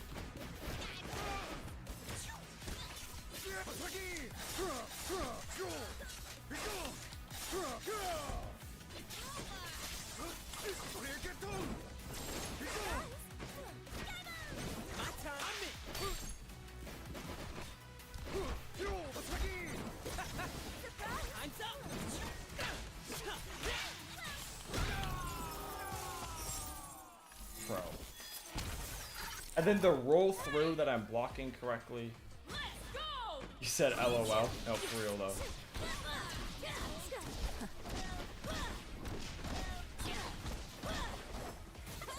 Damn. I thought I had their combo down. Try this. Now get back.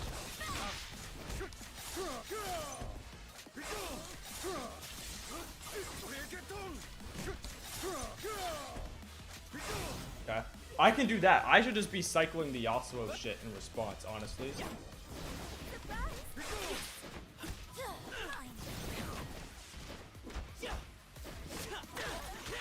Replay. Oh my god.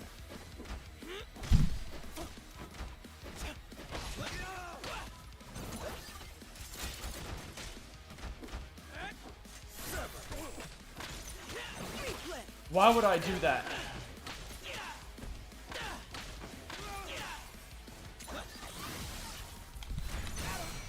Fuck.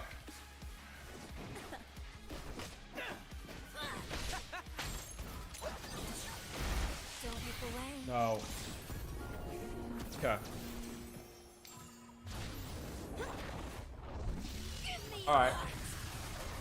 Give me your heart. Mine. Now get back. Unleash.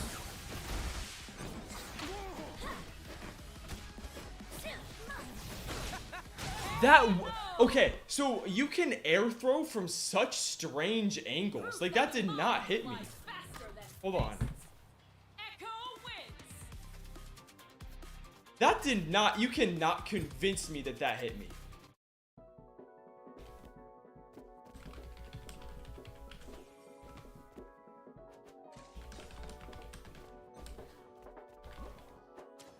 I cannot believe that happened.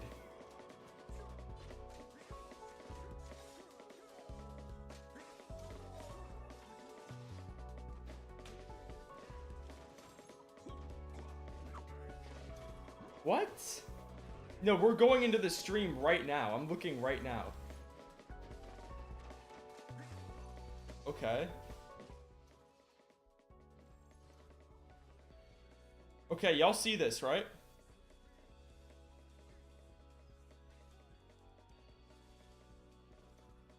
Let's take a look. Fuck, no, not where I am right now. Okay, so yes, we understand level 3.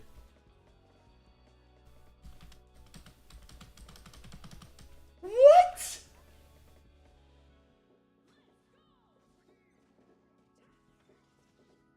Dude, Riot Games. Riot Games. Tell me how in the blue fuck that hit me.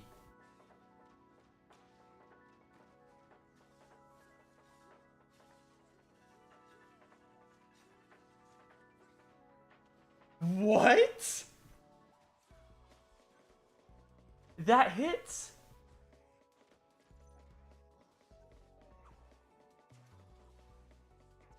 I don't know, man.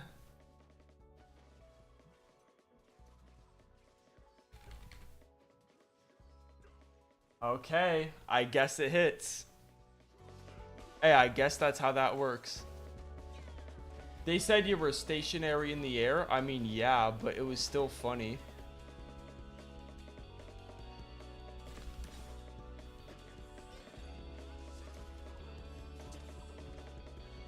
What? When did I ever say that was a bad thing? Oh, bro, okay. Dude, you say you like pancakes, another motherfucker says so you don't like waffles. We know how it is. Okay.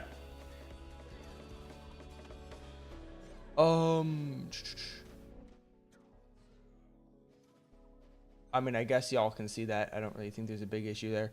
Okay. I know that a lot of streamers like to have the live streaming window open at all times. I like to have the stream open so I can see what's going on for y'all. But anyway, so shout out to Prince for bringing this to my attention. I hope this dude doesn't mind us looking through this. Water, be right back. Okay. I'm just going to give credit where credit's due. So this dude doesn't credit themselves. Let me see if I can find it. Because I don't want to not credit the guy. Where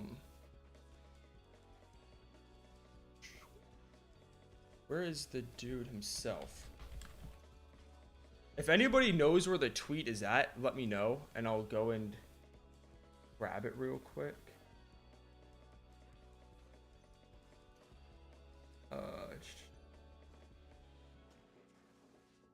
Okay. Found it. Here we go. Shout out to this dude on Twitter, Wheat Bix. This dude made this entire write-up. You can see it's right here. Shout out to dude. Go check out his page or her page. I don't know, their page. I have no idea. Go check out this person's stuff. I guess this is cool, so I bet it's cool. Anyway.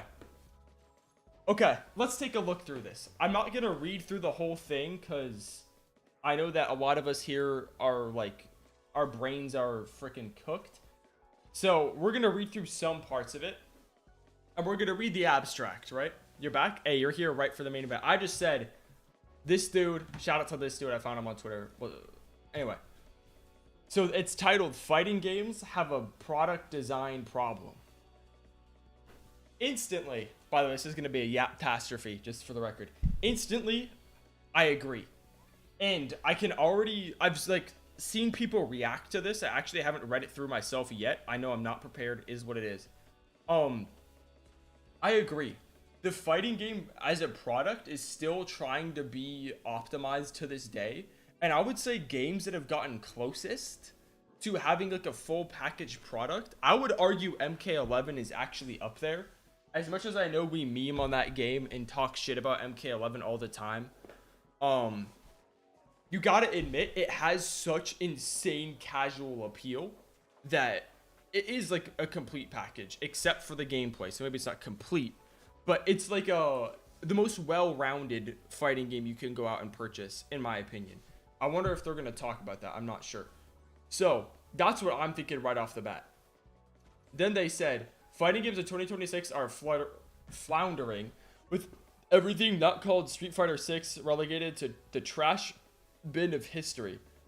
The worst and most likely outcome is that the other studios look at this and think SF6 is the destiny of the genre and try to mimic it and regain some relevance. This will predictably fail, and the genre's future will ultimately be at the mercy of Street Fighter 7.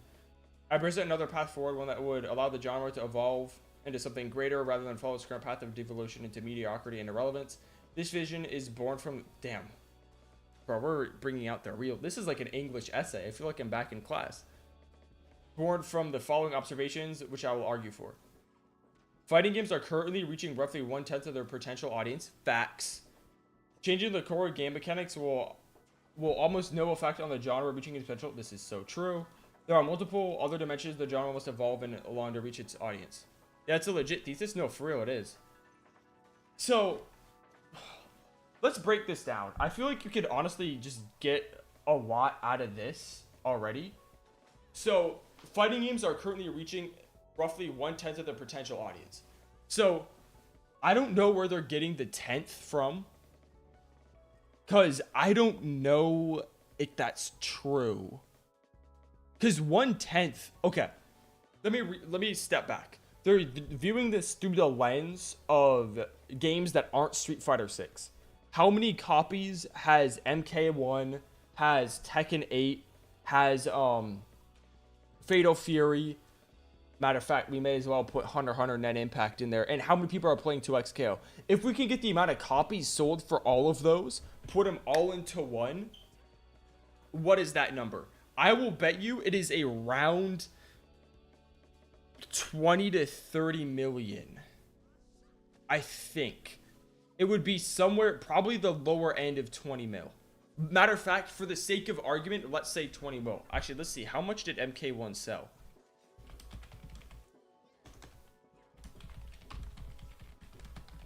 How much did Mortal Kombat 1 sell? Oh, never mind. It's significantly less than that. Let's go with 15 million, okay? Just for the sake of argument, let's say it's 15 million copies. There's 15 million people that have, maybe not individuals. 15 million copies have been sold, and copies sold means you launch 2XKO. It means you buy a game, right? It's all the same thing. Granted, there's a lot of overlap, but I rest my case. 1/10. So let's account for people that buy all of them. Let's say 10 mil. Nice round number. Let's say that 10 million people have 10 million individuals have bought or played a fighting game within the last year. Fuck that. I don't think that's fair. Within the last 3 years. So within the last 3 years since Street Fighter 6 came out, not counting Street Fighter 6, by the way, there's been 15 million people, 10 million people, I'm getting my numbers mixed up, that have played the game. So this person would then be saying, with my artificial argument, that there's an audience of 100 million people that would play fighting games. I don't know if that's real. I don't know if that's true. Because 100 million people is like a lot. I think that's more people than that live in the whole of Australia. I think it's actually way more. So 100 million people is a lot of people playing fighting games. You know what I'm saying? It's a lot than a lot of places' populations. So what are we going to do in order to reach those numbers? Now I'm curious, right? They say changing the core mechanics will have almost no effect on the genre reaching this potential. I agree and disagree with that. I feel like some counter arguments to this would be, okay, actually, matter of fact, define core game mechanics and I could get on your side. So this I could see, this I could see, this I could see, although this seems a little bit out in the open to me personally. There are multiple other dimensions the genre can and must evolve along in order to reach this audience. 100%. Okay, fighting games peaked in the early 90s. In this area, almost everyone who played video games had played fighting games. By the end of the decade, there were new genres developing with Quake and StarCraft, but the accessibility of the arcade could not be matched. You did not need a LAN party or dial-up internet to play against other players. They were just there. It also came with a built-in social environment that naturally addressed many of the issues modern fighting game players face, such as feeling lost, unable to improve, or ranked anxiety. If you were having trouble, there was someone right there who had already been through it all and could talk you through it. Wait, is this just history? Okay, I'm gonna not read every individual line because we'd be here for longer than I have time to tonight. Go read this yourself. 100%. They said mini fighting games with this period by fans of the best genre of all time. Yeah, I mean, I think that's pretty true. Jeez. Holy shit, I didn't realize that. Critically, in the genre's revenue declined over this period. Well, they weren't really commercial failures by any measure. Yeah, of course. Street Fighter 2 sold crazy. Unit sales and Tekken 5 were more sales. The major titles of the period were all the same. Lots of attention paid to the core mechanics and little else. Mini games had big departures in the game mechanics from the previous title, notably Street Fighter 5. Yeah, Marvel Capcom 3. There is no world. Yes, this is true. Killer. Ooh, wait, we got a KI mention. It took upstairs in the upstarts. I'm going crazy. It took upstarts in the genre behind new IPs like Skullgirls and KI to even attempt to make the genre playable online. 10 years after the rest of the industry was all in on online gaming, but these games lacked the resources and industry know-how to produce something genuinely competitive in the wider market. Thus, they did not bring new players into the genre. That's not true. I'm right here. Fighting game players are the only people who have ever heard of them. They are functionally tech demos for one singular thing that this... What? I don't know if I agree with that. But I don't think that they're trying to argue Killer Instinct, but I'm only here because I started playing Killer Instinct. So, this is a personal shot. No, I'm fucking with you. I can see the argument. Although, maybe there's some outliers like me. At this point, the commercial failure of the genre was undeniable. Not only did its revenues continue to shrink, but the rest of the industry continued to grow. Fighting game developers panicked, attempting to reinvent themselves to involve with the times, but they continue to do so in the only way they know how, changing the core mechanics. Yes, this is true. The dark ages of 2014 to 2020.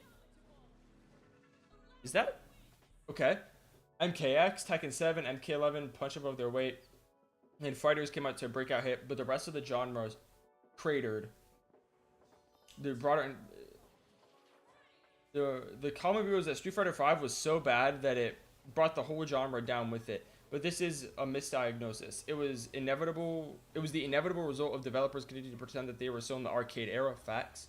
That the core gameplay was the only thing that mattered. That the games for this era were bad in terms of gameplay. Many would argue that games such as Guilty Gear XR and Soul Calibur 6 have the best gameplay in the series to offer. They're completely unfit as products to the broader gaming market. Okay, I see what they're getting at so far. Meaning the FGC are cynical about the broader gaming market or just people in general. No team equals no excuses, so fighting games can never be popular like team games are. No RNG, too brittle the ego, so fighting games can never be popular like card games. Fighting games are just like RTS and arena shooters, all doomed genres. People are brain rotted and need instant gratification, so hard games can't be popular anymore. The only hard games with any audience are those established legacies like Counter-Strike. It's impossible to compete with established players. You have to convince anyone to play anything not called Street Fighter. People won't play fighting games that aren't using an existing IP. This perspective doesn't... Wait, this perspective just doesn't hold up at all with even a curiosity glance at the broader market. Huh. Okay, let's keep reading. Chess is a 1v1 game with no RNG. It has only gotten more and more popular over time, primarily due to chess.com. Facts, true. Making the game more accessible. Hint, improved product design. That's facts. Christ. Chess has some structural advantages over fighting games, runs on a phone or as a board game. Centuries of cultural inertia, rules that can be learned in 5 minutes, but chess also has no animations, no characters, no spectacle, and almost no physicality. This makes chess.com's 10 million daily active users. What? 10 million active users?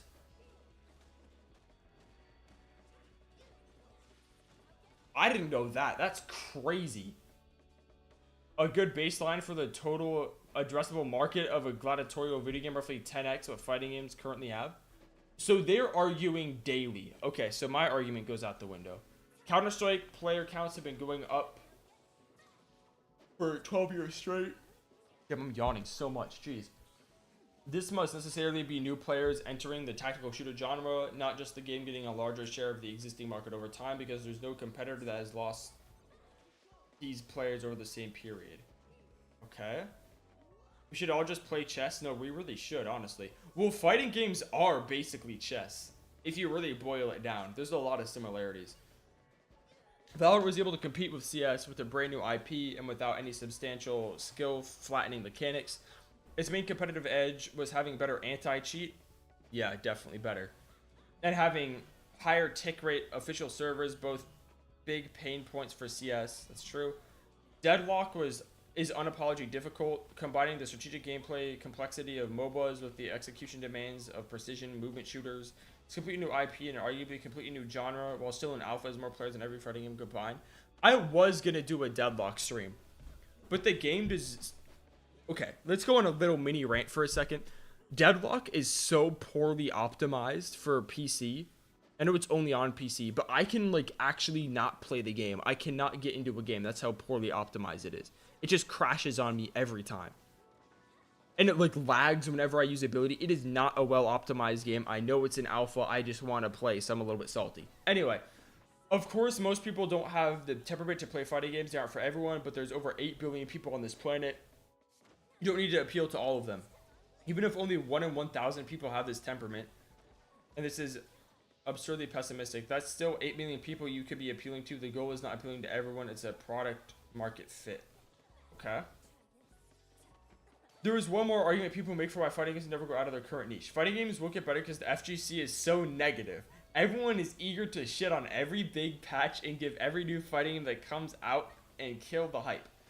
If everyone was more positive and actually gave indie fighting games an honest chance, it sure develops that there's a market for something that isn't Street Fighter. A community leader deciding to soften their criticism of a game or the genre with the goal of growing the community is effectively behaving as unpaid marketing for the video game developers. I don't mean this dismissively. I've done plenty of this myself. There's nothing wrong with this. But as a contribution to the business, this is what it is. Marketing. That's kind of true. And it's pure hubris to think that marketing is significant, and specifically the type of marketing you can contribute to the business, can so strongly override the customer's actual experience with the product. They're not wrong there, and I have thought about that a little bit. I am essentially doing Riot's job for them a little bit. Like, I've gotten so many comments of people saying, I'm installing the game because of this short. I didn't know this was a game. I'm going to go play it because of this short.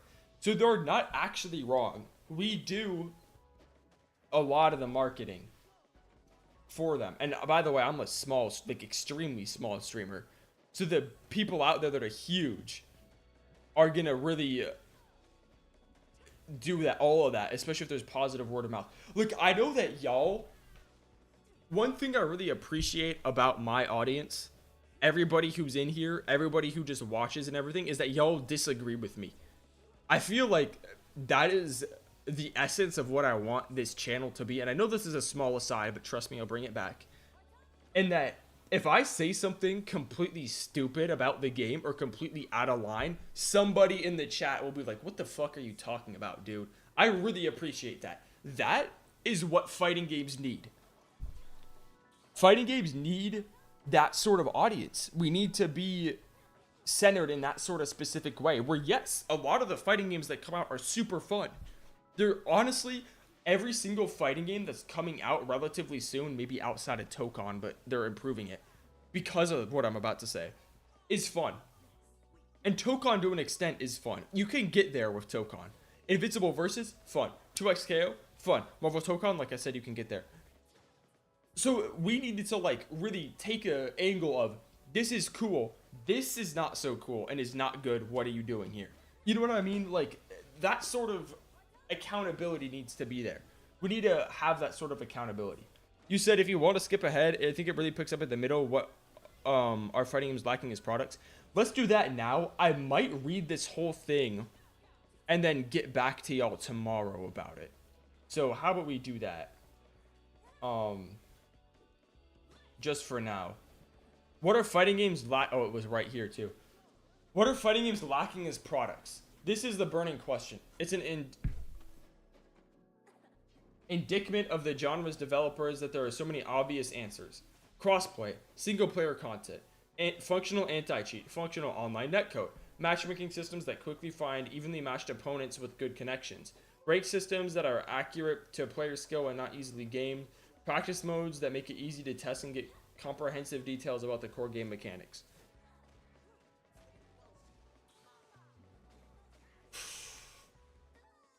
They said crossplay, single player function, anti-cheat, function online netcode.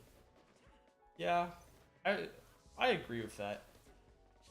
These are table stakes for competitive video games made in the last 25 years. They're not all sufficient for a good product, but they are required. You could ask any jabroni at Evo what fighting games need, and they would tell you this, and they would be right. Is that not absurd? Usually, in a man on the street interview, you'd expect some absurdly niche answer that doesn't make any sense, or just total nonsense, pie in the sky requests for infinite features and a $0 price tag. But for fighting games, the products are so bad that there are $1 million bills being left on the floor that anyone can see. For the most part, these answers amount to make it so I can actually play the fucking game, and it's like, duh. Making it easier for people to actually play your game sounds like kind of obvious. Sorry, I had to do that. It just popped into my head. However, I would have wasted your time if those were the only answers I had. You've heard all that before. I'm here to make the real bull case, to convince you that we can get that 10x, to convince developers that it's worth investing in this cursed genre. To get there, we gotta look deep in our souls and ask, what exactly is the point of fighting games? Why should I play these games instead of all other genres out there? I have never seen a serious answer to this question. I have, however, seen some surprisingly uninspired answers. Fantasy Strike says it's all about Yomi, man. It's all about, like, the mind games, dude. He thought I was gonna do scissors, but I, like, totally did paper. A more attractive. A more articulate answer comes from Combo Feed, one of the FGC old heads hired to work on 2X. If you were to actually think about it, these characters are just functions. They're just doing things. Magneto, case in point, is a favorite because he has an 8-way dash and he's like really fast, right? So our most technical players, all they want to do is triangle jump and that kind of stuff. Well, guess what? Nova can do the same thing. Captain Marvel can do the same thing. Ultron can do the same thing. Go ahead and try them out. I don't know if anybody in here knows what the context behind this is. Oh, it's not over yet. It's just the function that people are associating with the character, and there's no shortage of that. We've made sure that all proper playstyles can be represented with our current roster. The design team has been looking at that very closely. We wanted to make sure that if a legacy character doesn't happen to make the roster this time, that playstyle would still be represented. That somebody who has associated themselves with Magneto wouldn't be lost coming into this title. So, this quote comes from the press tour of Marvel vs. Capcom Infinite, where they were questioned about why are there no X-Men in the game? I'm paraphrasing, by the way. They're like, why aren't these characters in the game? And this was the answer that the devs gave. So, yes, this is true. However, using Magneto as an example is probably the worst thing you could have said. I'm not gonna lie, because Magneto is such like an iconic character to Marvel vs. Capcom that taking him and saying no, you're playing Magneto when you play as Nova, Ultron, or Captain Marvel is actually an insane statement. Anyway, this is the sort of answer that only someone way too deep in the sauce can give. I'm sorry, what? I only want to play as Magneto because of his 8-way dash. Have you considered maybe because Magneto is a badass motherfucker with a sick helmet who bends metal with his mind? That's what I'm saying. Do you really think Phoenix likes to play Lily, Cammy, and Nina because of how they function? Sorry, enough beating a dead horse. Here's my initial answer. A fighting game makes you feel like the main character in an action movie. Let's see what they have to say. Now, have you ever wondered why every fighting game player loves Jackie Chan movies? Sure, but everyone loves Jackie Chan. Rush Hour made $244 million. Yeah, and 13 other movies that year made more than that. And that was the Americanized, commodified Jackie Chan. How much money do you think Drunken Master made? The movie that inspired countless classic fighting game characters. The appeal of fighting games is inseparable from that of stylized wushu, kung fu, wuxia, etc. cinema. By the way, I'm sorry I butchered that. I don't know what it is. This is critical to understand. It's what separates the genre from your typical man with a gun action game. In a man with a gun story, the hero's power comes from his weapon. It's outside of the self. But Ryu has fireballs. That's like a gun, right? No. Ryu's fireball might have the same function as a gun, being a projectile weapon, but the source of the power, the thing that made the fireball exist, is within Ryu himself. It was not some tool he had on his belt, standard issue to every other Marine in his platoon. It's a mystical martial technique he spent years mastering. I didn't even know that. In a martial arts narrative, the source of the character's power must come from within.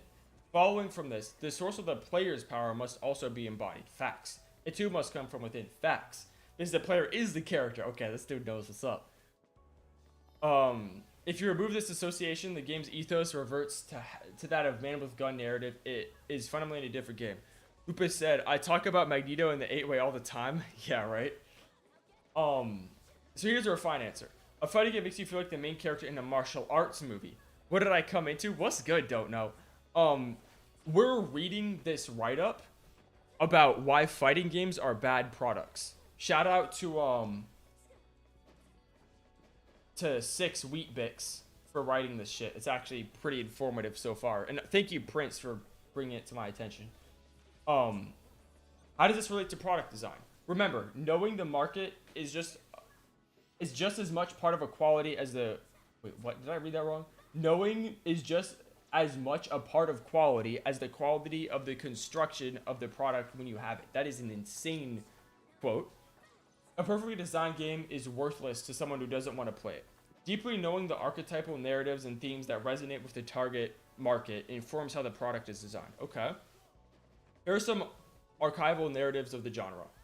Or archetypal narratives of the genre, my bad. Rival schools. 2 martial arts schools or clans clash over territory, honor, or ideology. Even the weakest numbers can become involved in the conflict. Okay. The student's journey. External forces trust a young, untrained student into martial training. Originally a means to an end, the student comes to appreciate the art for its own sake. That is, heard that a lot. The reluctant hero, a retired fighter or pacifist, is forced to fight. Amazing cliche, by the way. The tournament, fighters of different styles and from different regions gather to compete for glory, power, or survival.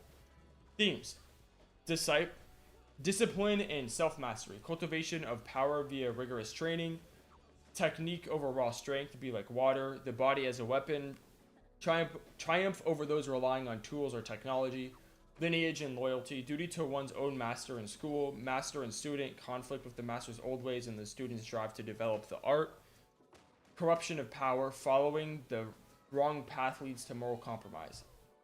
That last theme might sound weirdly worded. You expect power corrupts, but it's intentionally so.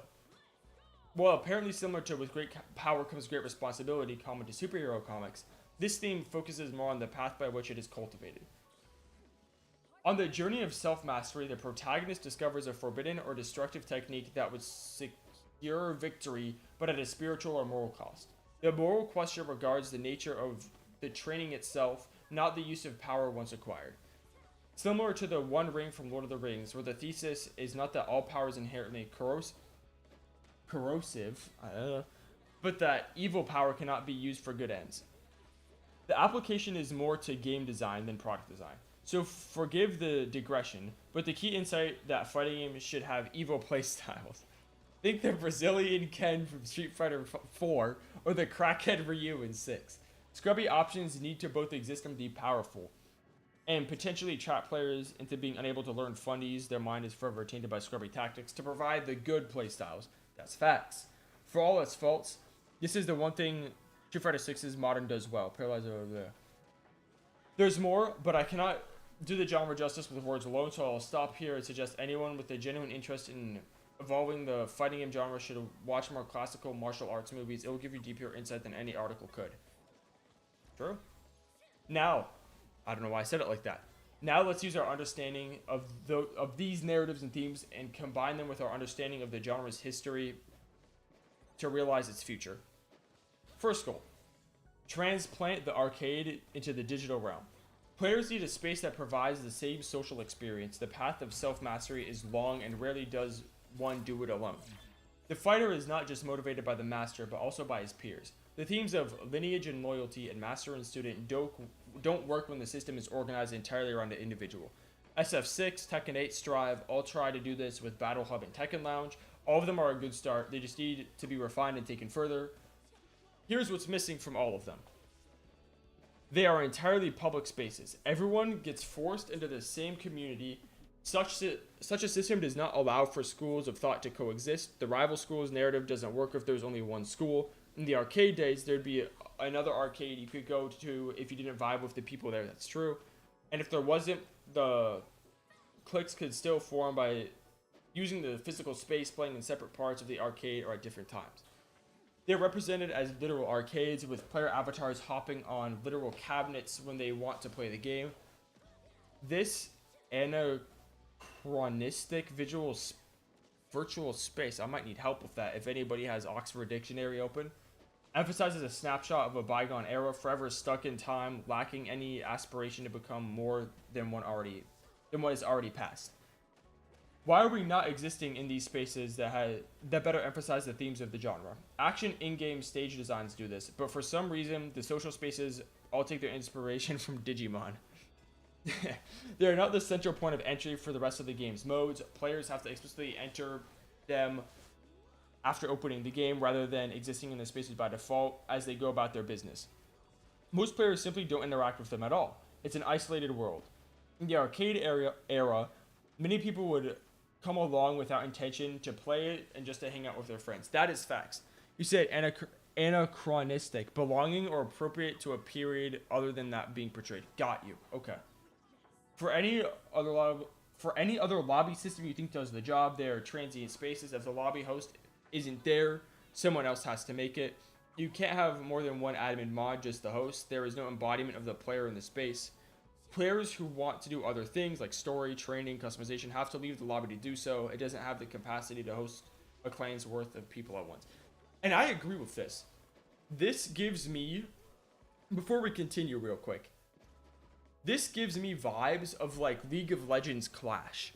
And for those of you that don't know what Clash is in League of Legends, it's where you can get with 4 of your friends and then it's like a tournament. You go and play other groups and then whoever wins, wins something. Imagine they had that in a fighting game. Imagine we could have the Fuller RIP freaking clan, because I know they just said that. You could have the Fuller RIP collective clan, whatever, and then we would get paired against other people in like a tournament. Yeah, see, that's what I'm saying. Imagine it was like we had to come up with, okay, who's gonna be the clutch anchor, who's gonna start out every fight, like who's gonna do. Imagine we could like divide and play to each other's strengths like that. That'd be so sick.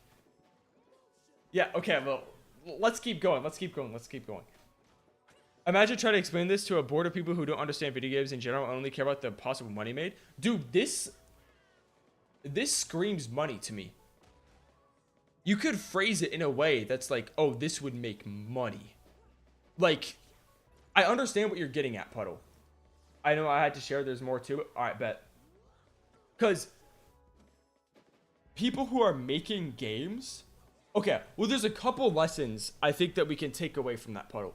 People making games right now need advice, especially fighting games. They need advice from community members like, what's his name, Six Wheatbix. They need advice from somebody like this, because this is a very well laid out and thought out argument, and I can tell. This is very well constructed so far. It is a very good argument, and if you phrase some things differently and maybe elevated some other aspects, like you brought money into it a bit more, I think you could actually convince somebody like that. Anyway, let's keep going. Imagine opening the game and loading right into your clan's dojo. See, they're already talking about that. You can physically see your online friends doing everything, playing sets, going through story mode, using training mode, customizing their character, etc. Everything in the game is accessed from this virtual world. A player avatar representing someone in a break match is not hunched over an arcade cabinet, but instead shadowboxing in the middle of a tatami mat. Training mode is represented by sparring with a wooden dummy. Watching replays is represented by meditating on the mat. You're able to jump in and watch someone doing whatever it is they're doing at any time, just to get you could by shadowing someone at the arcade. Or perhaps it's late at night and you're the only one in your clan online, so you may revel in the solitude. Suddenly these spaces are not weird, cordoned off sections of the game only for the freaks and loafers, but a shared space for everyone enjoying the full range of what the game has to offer. You said, yeah, but all this only makes sense to a gamer or honest devs who love gaming in their genre, and that's what we need right now, right? The Tatami mat is a Japanese bamboo mat. It's commonly used in dojos. Got you. Got you, got you. There are problems that immediately come to mind. First of all, what do you do if you don't have a clan? And what if you're offline or just want to be alone? All solved in the same way. You still load into the same virtual spaces and access everything in the same way. They just aren't any other player advertised visible anywhere. If you're offline, this is just how the menu works. What if I want to be in more than one clan? This one is important. Clan systems in many video games fail to address this properly. People, especially online, do not organize into distinct cliques. Everyone is in multiple different group chats, sometimes with many overlapping members in each. There should be minimal friction in switching between different clans, with chatting between multiple clans at the same time being a primary use case, easily facilitated by the UI. Much like any serious group chat, you can see the full chat history whenever you open the game. This would look a lot like FGC Discord servers. 1 to 2 major public clans in each region with more or less everyone in it. Then more private splinter clans where people engage more with the people they feel a closer camaraderie with. So what? Your big idea is to put Discord in the game? Yes. You're putting the function that Discord currently serves into the game, but in a way that is coherent with the narrative and aesthetics of the genre. Much like how playing Magneto is 10 times cooler than playing any other character with the same function. This would be taking something that the customer demonstrably needs and intriguing into the product itself in a way that feels right for the genre. Also, some kind of clan battle system resembling Rival Schools archetype would help take the edge off the sweetness of 1v1. This is exactly what the genre needs. I think this should be a bigger point. If I was going to argue this, because fighting games are like inherently 1v1, right? Or I guess 2v2. You can't do that anymore. It creates too much work for the smaller studios. I bet he talks about that. But we need you get into a clan or collective and then you battle another collective. We need that. How has that not been done yet, man? Imagine you're let's take MK for example. You have the Lin Kuei. Oh wait, MKX kind of already did this, right? You have the Lin Kuei, you have Black Dragon, you have Shirai Ryu, you have Special Forces, and you can have a couple more, right? You can be into those big groups, and then there's subsects, and then each subsect would battle, and then the best subsect that wins against the most other ones is the representation or the representative of that subsect. Then they all go and battle the other big collectives, and then whoever wins that wins the season or something. That would be sick. A story mode that cultivates an appreciation for the game's depth. That does sound interesting and it's different. That's what I'm saying, man. Did you meet up with other faction members or locals, or imagine winning an enemy faction or kind of? Yeah, imagine there's a whole nother amount of shit talking that would go on. Current story modes don't challenge you to learn the game's mechanics or interact with it in any deliberate level. You can finish Tekken 8 story mode by just mashing the whole time. You're gonna chill from 2x KO? Yeah, that's what I'm doing too, man. The only real goal of these on a game design level is begging the player to keep playing them. Please keep reading my epic shonen slop. It's pathetic. They're so terrified of presenting the player with even a whiff of roadblock that might make them put the controller down. I don't know. Let's finish the argument. In 2026, where there are multiple examples of massively successful games with heavily front-loaded difficulty, like Hollow Knight, Cuphead, Souls-likes, this refusal to challenge the player at the point where they are most invested in is criminally negligent. I had not seen that word spelt out in a minute. BlazBlue is super guilty of this as well? Yeah, I'm sure. Why exactly would you take a genre that is notoriously challenging and then spend the first 3 hours you get with the player teaching them nothing at all? It's incoherent product design targeting two entirely distinct markets at the expense of both. In both the student's journey and the reluctant hero, the fighter almost always doesn't want to fight. This is such a staple of the genre that Jackie Chan makes it a bit. I don't want no trouble. Just as well, the player doesn't want to learn. The player is lazy. They won't click a button with words like training or tutorial on them. You have to make them learn. And the easiest way to do this is by throwing unforgiving bosses at them that beat the shit out of them until they play the game properly. I have written about this more extensively already. Okay, which are fighting story mode.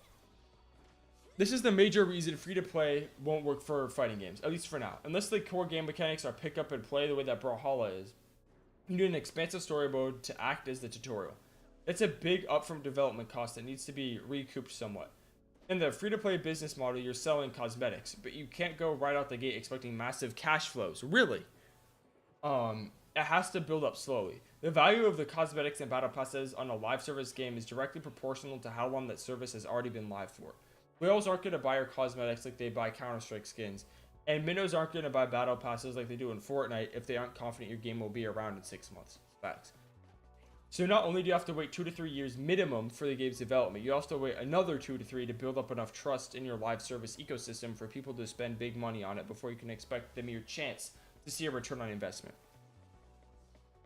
And this is the best case scenario. If the game is actually good and successful, not a flop or bogged down in development hell, around 40 to 100 million invested in 4 to 6 years before you can expect to see any return on investment at all. Good chance of a total flop makes it near 100% loss. Maximum possible return is only 4 to 5 times.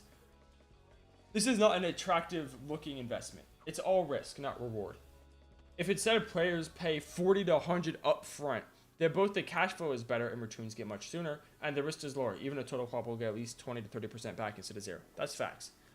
Puddle says, I agree. Difficulty choice is kind of a problem, which is what pulse combos is, a way to get something and succeed without any real commitment. The issue I kind of have with this story mode argument is, I think that, okay, let me preface this a little bit.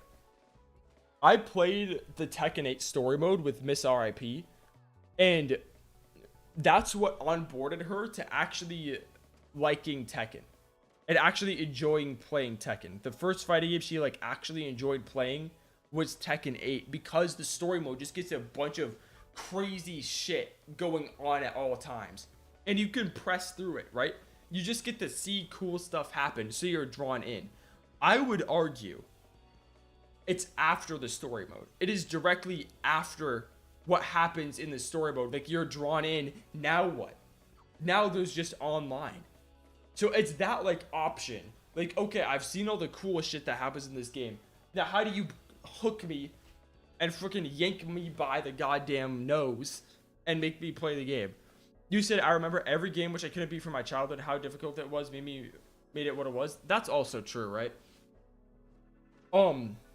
If the genre were better saturated, you could get away with no story mode, and then maybe you could get away with free to play. Shooters don't need tutorials because everybody already knows how to play them. The target market already has a genre XP for fighting games in 2026. The total market is untapped. So this product strategy of undercutting bitter competition by being leaner doesn't make much sense. That is very true. And I hope that changes, by the way. The paid DLC character's business model, however, should be abandoned. The sales numbers on these are not good enough to justify making the product catalog so much more confusing. There's no way to do this without making new customers horribly confused by the difference between Ultimate Definitive and Originals Edition. True. The paradox of choice is mortal sin in sales. You've already got a customer wanting to buy, just close down the damn deal. That is so true. Before the Fighters stream that I did on Sunday, I wanted to buy like all of the DLC. I gave up because I was so confused. Some of it was on sale, some of it wasn't on sale. There was no buy all DLC button. Why? Difficult choice is the participant trophy of gaming industry. That is, yeah, that's facts. I have no qualms with that. So the best business model is a hybrid live service where players pay up for the base game, and then cosmetics pay for continued development. But do people really fuck with cosmetics like that? How many? Okay, let's run a quick poll. Let's run a quick poll real quick. Hold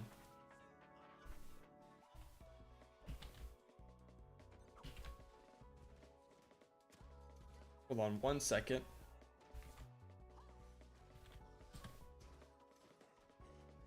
I'd appreciate everybody watching to participate in this poll. Do you buy cosmetics in fighting games? Or do you not buy cosmetics in fighting games? And we're already at 50-50. That is pretty funny, I'm not gonna lie. Let's see, what are we looking at? We got people saying 3 votes on I buy cosmetics, 1 on I don't buy cosmetics. So just like the one of the, oh, see, now we're 50-50. Oh, and now we're back to 50-50. So if a lot of us in here now, oh shit, and now we're at 40-60. If I can afford, I buy it. I mean, like, there's a lot of other aspects. I'm just saying, let's say, like, you have the option to buy it. Are you gonna buy it? I'm personally in the no category. I don't really buy skins like that consistently. I'm gonna be honest. I really don't. It never really appealed to me. I play a lot of free to play games. They do good at support. Yeah, that's what I'm saying, right? I think the character has to really gel. Yeah, don't know and I just said the same thing at the same time. The difference if I actually use the character 9 out of 10 now. That's what I'm saying, don't know. I have played the shit out of Echo and Ahri and Warwick and Blitzcrank. I do not have an attachment to buy a skin. Granted, the skins are $50 if I wanted to, but still, you get my point that, like, I don't feel the need to go and do it because I don't really gel with it that much. I think I may have bought 1 or 2 skins in Street Fighter. Maybe that's it, honestly. So, anyway, they lose out to, like, Rivals and stuff, honestly. Rivals is such good cosmetic stuff going on, man. You can spend $10 and get, like, 10 skins. Like, you have to compete with that. The market for cosmetic purchasing is so hard right now for fighting games. Anyway, so the best business model is a hybrid live service where players can pay up front in the base game. Yeah, we've already read that. Third goal, single player modes that amplify the fighting game and that they are fun in their own right. This is key, honestly. Grinding ranked over and over isn't appealing as an end game. Even serious rank grinders aren't playing for more than a few hours a day and often need extended breaks. That's literally me, by the way. Just suck it up and go through the grueling process of learning the art, and then you can go grind ranked all day. This isn't a good sales pitch. Single player content is obviously needed so people can have something else to do when they're tired of ranked. It's so obvious that I'm sure you've heard this before. You said, but I also believe all skins would be available for trade sale from others. Basically, I was saying, yeah, that's a good point. That's a good point. So they said, I'm not gonna lie, I don't know if I would ever want to play a single player mode in a fighting game that's not a story mode. I would just open something else and come back. Oh, what's good, TGC Gamer USA? Yo, love the vibes here. Have you seen Ladder Nexus or playing Flirt nonstop? You know, there'd be great content with it. Hey, I'll check it out. They said people ask for single player content. What they usually mean is make a totally different game and a totally different genre, but match the fighting game into it somehow. This is true, man. This has happened so much. We've seen this so much. With Tekken Force, yeah, it's literally right there, right? I'll play some other single player. He's suggesting. Yeah, let's take a look. Tekken Force is just a beat 'em up with a Tekken skin. World Tour is just an open world RPG with a Street Fighter skin and mostly meaningless FG interludes. Chronicles of the Sword is just Fire Emblem with a Soul Calibur skin and meaningless FG interludes. Okay. These game modes are often beloved by fighting game players, so they ask for more of these. But this is such a ridiculous request. Just be serious for a moment. Tekken Force isn't going to compete with Street Rage 4 because Street's developers are serious about beating 'em up specifically. They're diehards and experts of the genre, while Tekken developers are just tourists of it. World Tour is a joke compared to literally anything else with an open world RPG. He said World Tour is a joke. That's too funny. But put these historical cases aside, let's assume you could somehow make such a mode and make it as good as the genre experts you're apping. Okay. It would still not be a value multiplier to the fighting game. Maybe you could get a bunch of Fire Emblem players to buy your game by putting a clone of that in your fighting game, but they still won't convert into fighting game players. For one, they are not necessarily the target market, but more importantly, there's absolutely no skill transfer between these two modes. They don't feed into each other at all. They're entirely distinct experiences. At best, you've de-risked a little by bundling two games into one, but then how good of an idea does that sound? Imagine if every time you wanted to buy a chair, you outside to buy a cabinet alongside. But they're both furniture. Yeah, I've already got a nice cabinet. This is what you're asking for when you put a beat 'em up inside a fighting game. It made some sense back when genres were less saturated and a sideshow of reusing 90% of your main game's assets could compete. Now it's just bad product strategy. What's needed from these single player modes is something that amplifies the fighting game. But with Street Fighter characters, is as obvious as an idea as it is useless. Where fighting and mechanics are centered is much harder. World Tour does at least have some segments where it forces players to learn the main game, which elevates it above almost all other single player content in the genre despite otherwise being lackluster. Aside from the aforementioned story mode, I can only think of 2 single player modes that would do this for fighting games. Both would be massive value multipliers, and surely others can come up with more. Let's take a look. First, single player mode. I think he is wrong in this overall. I don't entirely disagree with you, Puddle, but I'm about to... Let's hear him out at the end. Let's hear him out. He's got 2 examples.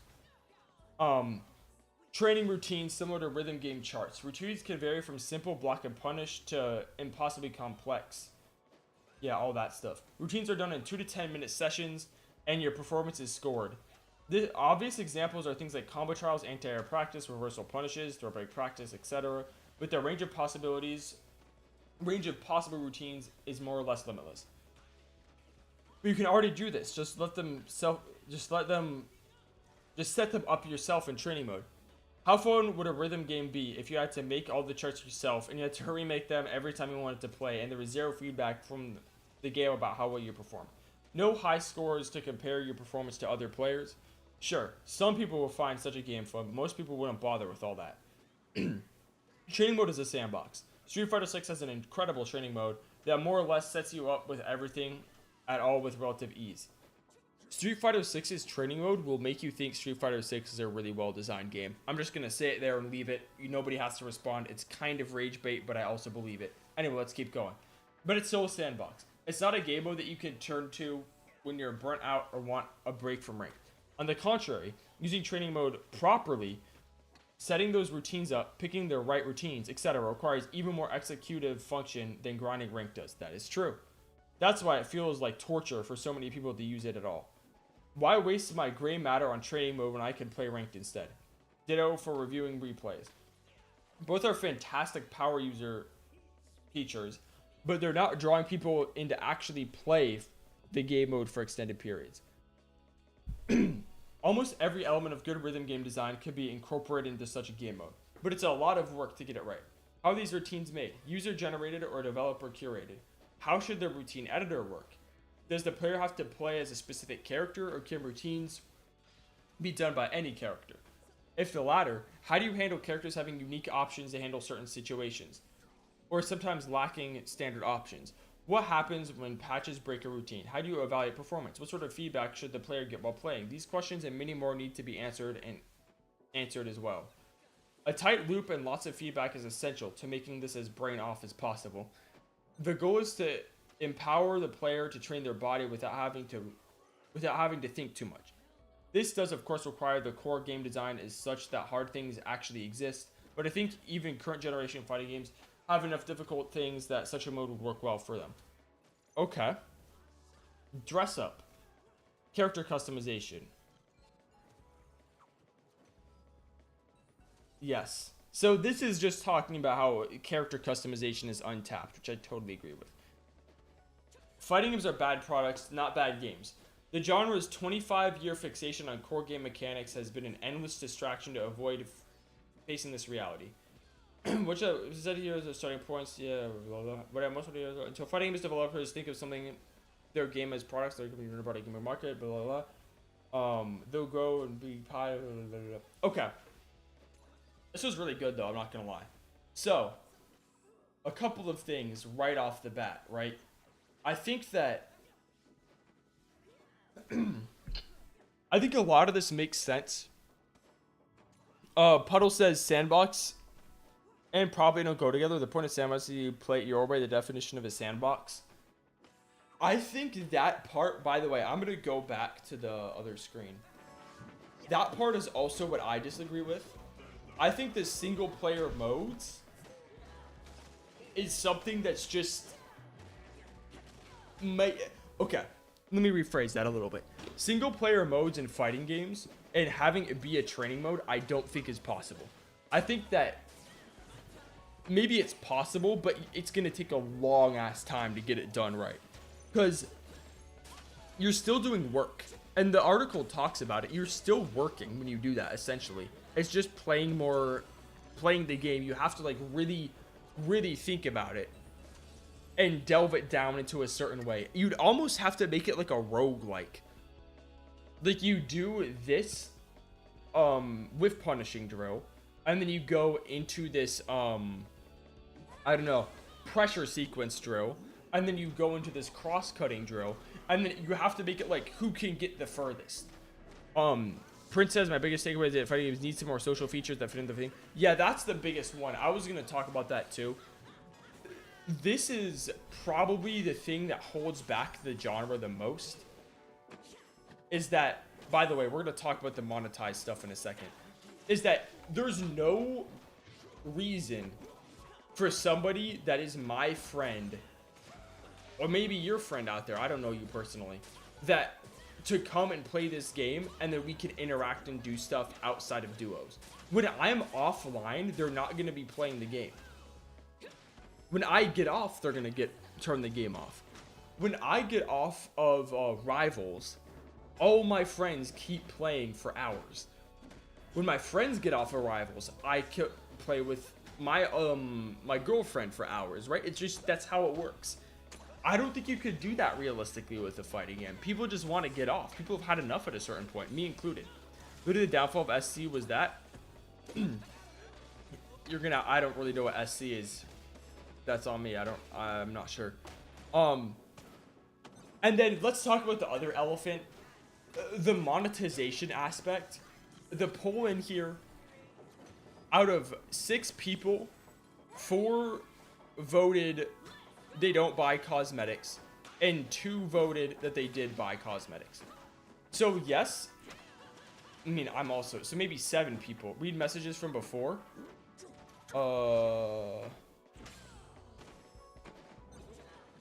SC.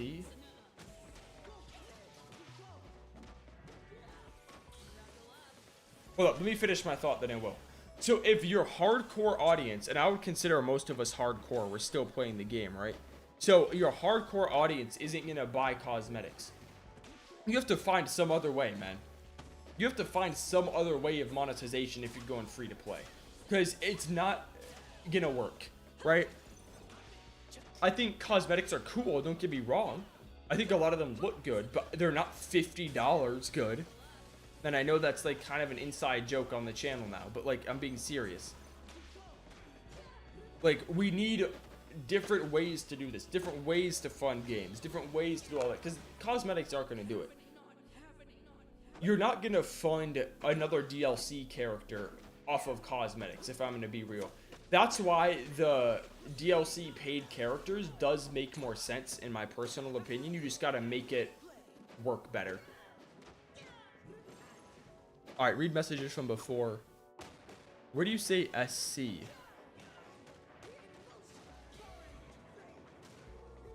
Please provide a reasonable skin at an affordable price. Exactly. Like, we go here. I love this game. I've said it a million times. I need to spend $20 to get a cool skin. This, we're not counting this.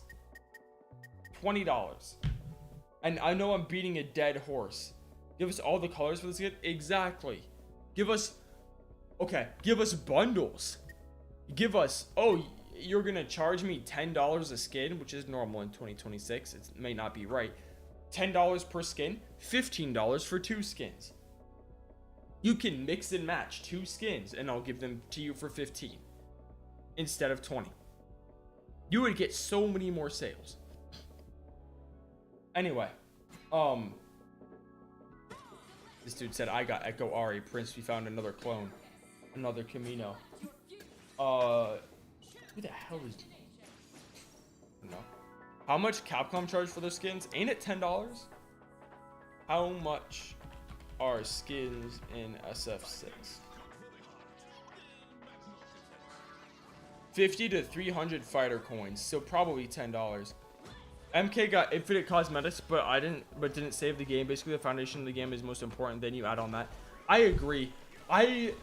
you gotta have a hit on your hands, and you gotta have affordable skins. I think that's what we're learning.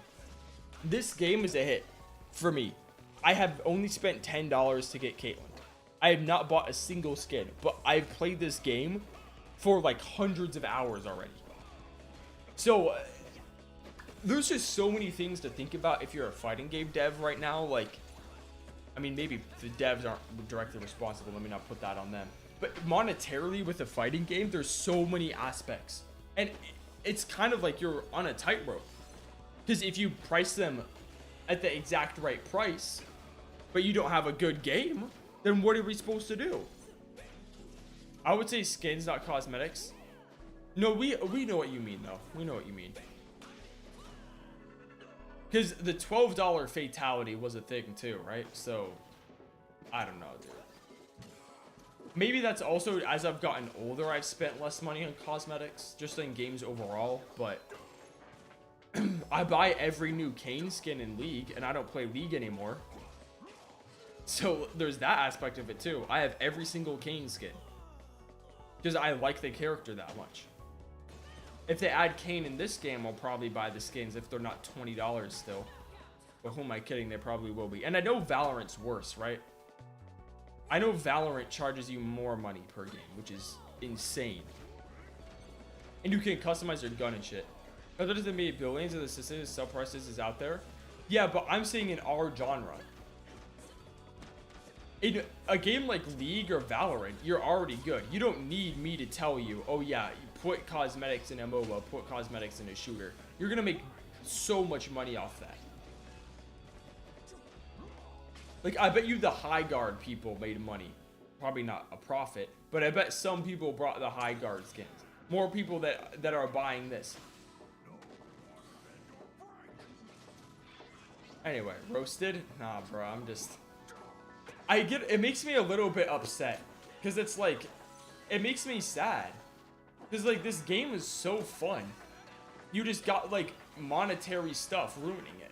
Like, now we have to sit here in a world where the game that we really, really like and damn near love is now getting the development cost, or developers halved. Because we didn't buy the overpriced skins. And by the way, I'm just gonna say it how it is. Fuck it. That's what happened. Granted, yes, we know there's a lot more nits and crannies going on around that, but like that is at the end of the day what the general gist of it. So, but you have played 100+ hours and made friends and building your community around it and have not supported it at all. That's what I'm saying. That's a problem, right?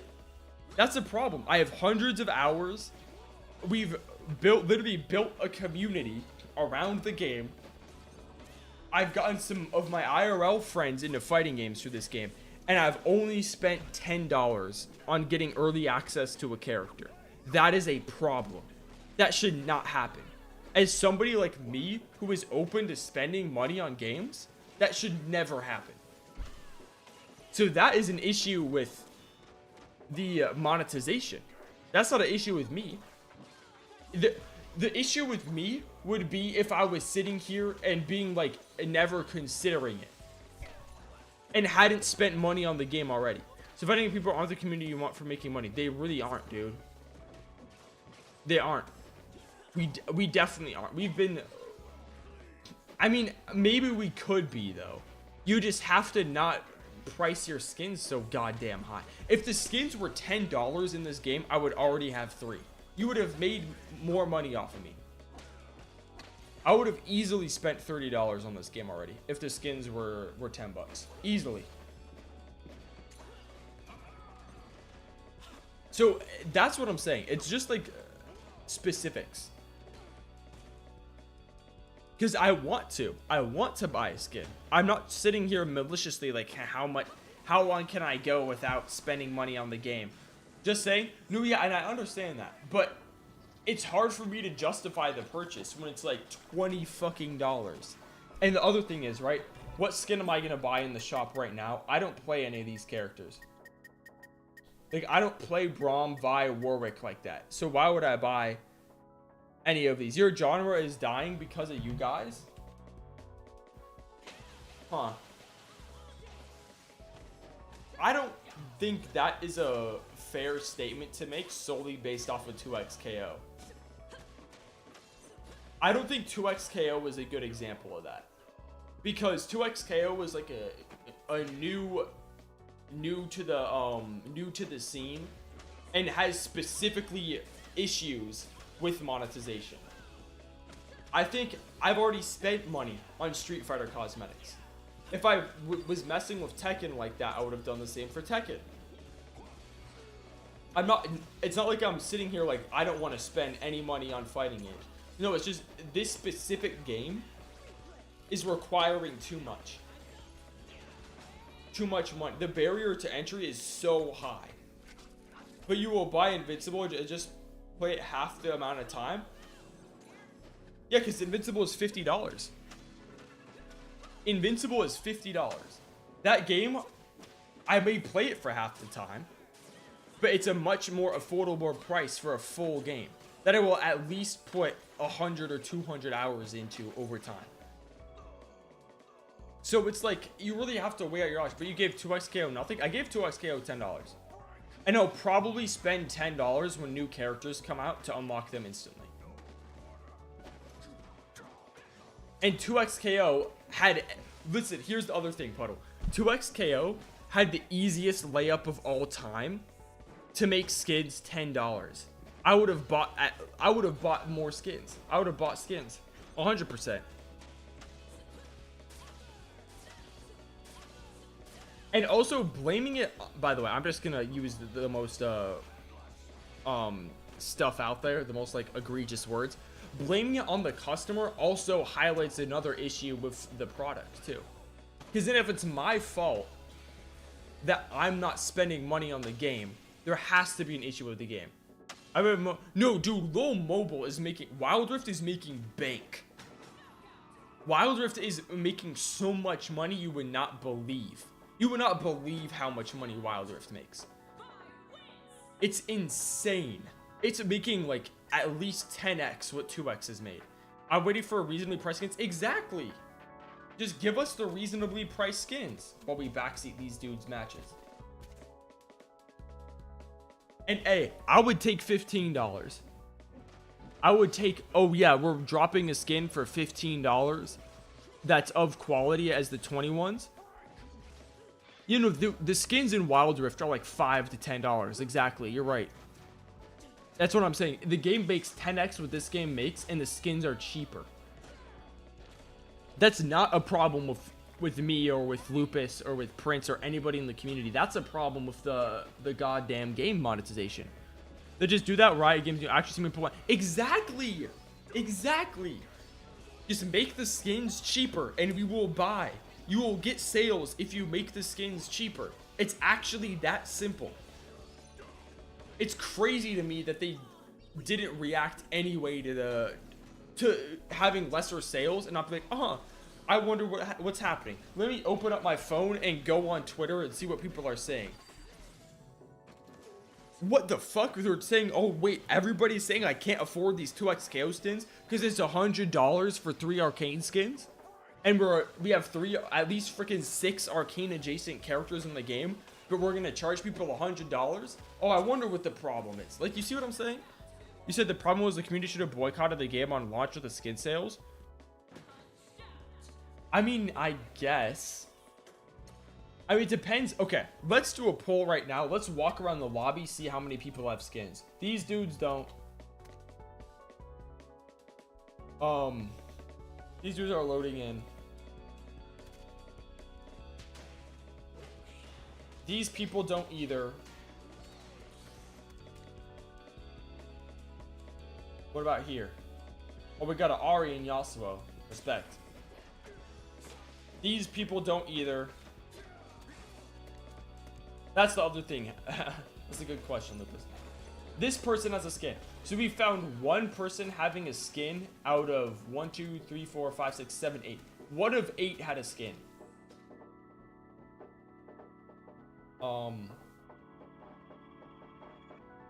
Let's see who else. Don't play, don't make videos about it, don't advertise for them.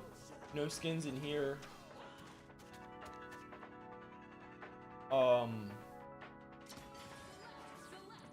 Okay, we got one skin in here. Wait, the 2 skins in there. I think that's the battle pass skin too.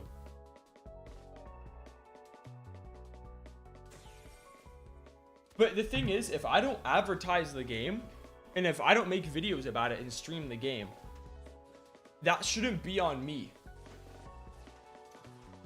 Because if that's on me, why would I stream or play anything that's not product and not out of enjoyment? I only stream this game because I enjoy playing it. Believe me, if I wanted to hit big on YouTube streaming, I would not. I would be outside, like, I would be outside doing the most egregious shit, walking up to people and saying the most crazy shit of all time. That's what I'd be doing. Everything you do in life is on you. Sorry, brother. No, but I'm not saying that. Okay, maybe on me is the wrong term to use. It's not my responsibility if what I'm doing influences somebody to buy a skin or not. Like, I'm not sitting here trying to make people get into 2x KO. I mean, maybe a little bit. I'm also here showing this is what I think is cool about the game. Let's go play together. So I guess maybe that is my point. But, like, you see what I'm saying, though? Like, me playing the game out here right now, building a community, is not saying go buy skins. It's saying come play the game with us. Come and join the game. The disconnect is, how does that become buy a skin and support the devs? Because I agree, everything I do in life is on you. No, too much gray area right now in your argument. Rethink. But I'm saying me, quote unquote, advertising is trying to get people to play the game, not buy. And I'm not trying to do that either. If we're taking your view of saying, don't play it, don't make video about it, don't advertise for them. Okay, I'm making videos about it and I'm quote unquote advertising for them, right? Not quote unquote, I am advertising for them technically. So right, loses money, but they gain players. They gain players from what I'm doing. Is there a goal? No, my goal isn't for them to lose money. My goal is to onboard people to play the game. Exactly, playing the game is supporting the game. Servers cost money? Yeah, but we have... but servers costing money and people buying skins in the game should not be relegated to, like, the same thing as me streaming and making videos. Me streaming and making videos is making a community so we can all play together and learn from each other. Yeah, exactly. Nothing's black and white. I'll play and not buy the skins. I can't control what other thinks is worth it or not. I'm only doing what I want to do. Exactly. And I understand, and I would love to throw the devs a $10. Trust me, I'd love to throw the devs a $10 ticket easily. I would love to do that right now. Matter of fact, if there was a way to spend $10 to get that Echo skin right now, that Ahri skin right now, I would do it. More, like, actually within an instant. So I'm not telling anyone what to do. But I guess, okay, here's where I'm lost, Puddle. I'm saying me streaming and doing videos and having a Discord and whatever is, but I'm part of the problem. I mean, I guess, but the problem isn't mine to solve. Yeah, exactly. Make the Warwick and Ahri skins $10. Take my money. Exactly. The problem isn't something the game support you. Yes. Right now right now I am technically supporting the game in a way where we're getting more man hours. Sitting in this lobby right now, I'm getting the game more man hours. I agree with that. But if because it's free to play, or it's my responsibility to spend money, I guess that's the part I'm not understanding, because I don't think that's true. I don't think the fact that I play the game and it's free to play means I have to spend money. Because I also understand where you're coming from. Like, I understand the idea. I put so many hours. done stuff for the game outside of the game, and I have built a community around it. You don't support the game, then you use the game.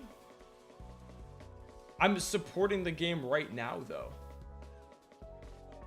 We're all supporting the game right now by talking about it. We're generating word of mouth. We're generating clicks. We're generating ways for people to get into the game. No, we totally are. I think it is supporting you. I mean, I guess. I think I've got... The thing is, we'll never know for sure. I'm not supporting them monetarily. I can agree with you there. I've spent $10, so I guess I am kind of supporting them monetarily. But I've thrown a 10 at them, like I said I would. So I am supporting the amount of people on the game for sure. You're eating up servers and it holds your account, helps get your viewers. But that's like boiling it down to something that it's not, though. Because yes, I have an account, but I've also helped grow your channel. Oh no, for sure this game helped to grow my channel. 100%. 1000%. But that doesn't mean I should automatically spend money on it, though. Yeah, person, but it's true. Well, no, I know. Hey, by the way, we're just having a discussion. I know you're not calling me a bad person. Trust me. Trust me, I know that. It's a fun discussion, though. Prince says companies that create free-to-plays, no players aren't going to play. No, don't be sorry about anything, man. No, don't be sorry about anything. We're having a fucking discussion. It's fine, doesn't make you a bad person, but it's true. But like, I guess I'm not understanding the no, I know you meant pay, Prince. I know you meant pay. I'm also not the only one, by the way, just for the record, that does this, because okay, matter of fact, let's step back for a second. Are these prices not egregious, Puddle? Can we agree that these prices are actually like too much money in 2026 for a free-to-play game? This is too much money. Yes, it's literally that simple for me. It is that simple. I know you said that months ago. Like, this is way too much money. And it stops and ends there for me. The idea of spending money on a skin in the game stops and ends there. For me, it's too expensive. $20, $50, $100 is too, and what, $35 is too expensive. If I have to struggle on how to throw $10 at a game, it is like, what are you doing? Which led to myself saying the ones who are profiting the most, streamers said it never boycotted because they profited so much from it.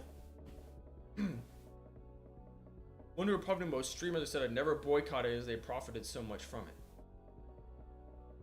Somehow this became about you, but it wasn't the intent. Wait, so you're saying that me, let's just use me as an example, because I don't want to like throw anyone under the bus. It's easy if we just use me, so I think it's fine if I'm the example, honestly. It was about those people. So I have profited, well, I guess my views have profited from 2xKO full stop, right? And I have spent only $10 in the game. Leaders of the community. I see what you're saying.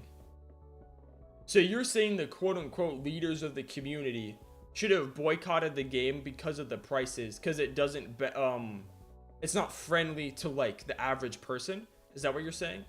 Monetarily friendly to the average person? Is that part of the game is fun, that's why they make content? That's the thing for me too, right, Prince?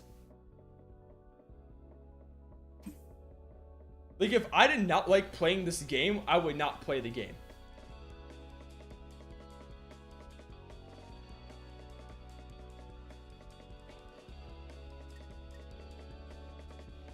And also, it's kind of hard to use the argument against me because I make no money off this. That's the other thing, right? I make no money streaming. I make no money doing any of that. You said the game is fun. If we play or don't buy skins, they can see it and make changes accordingly. It's not about getting benefit because of the game. I'm doing lots of what the discussion is even about anymore.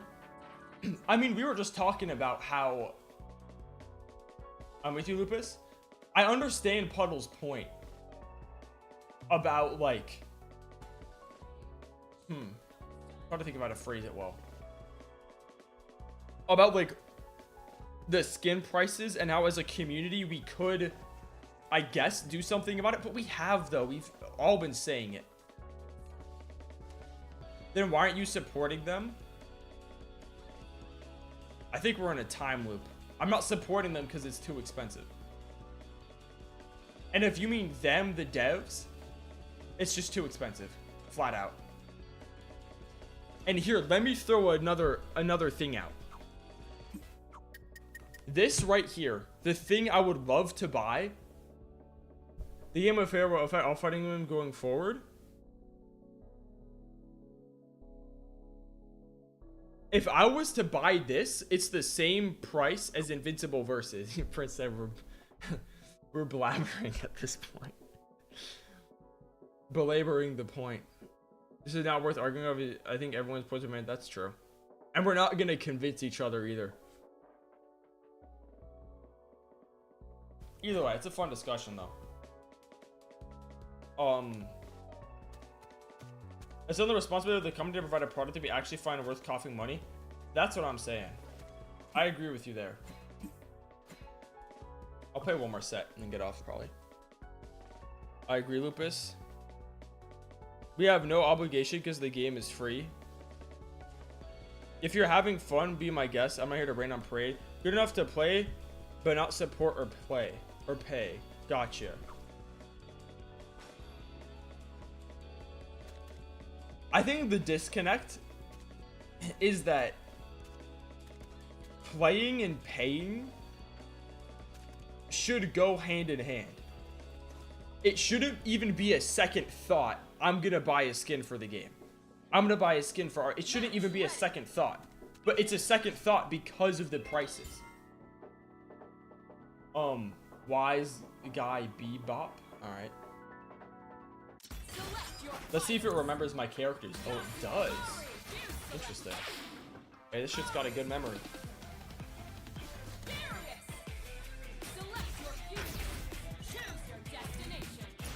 Who am I fighting? Darius, oh, Ahri Darius. I'm about to get pulled in and cooked. Let's see.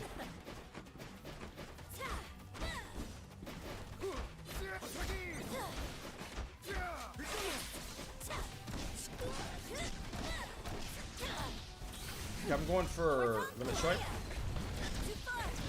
Now get back. Now get back. Try this.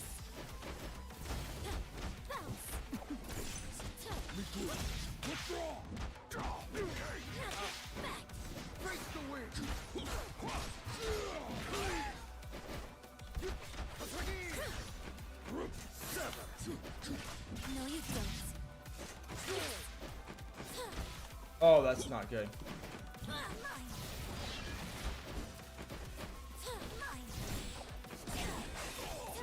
Oh shit.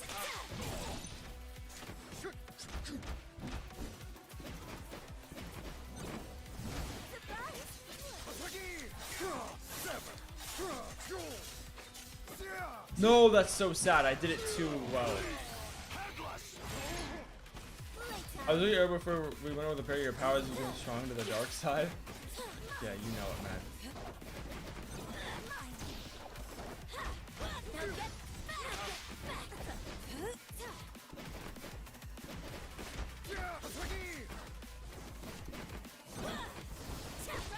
No, I tried to tag. I tried to jump over tag. I fucked it up.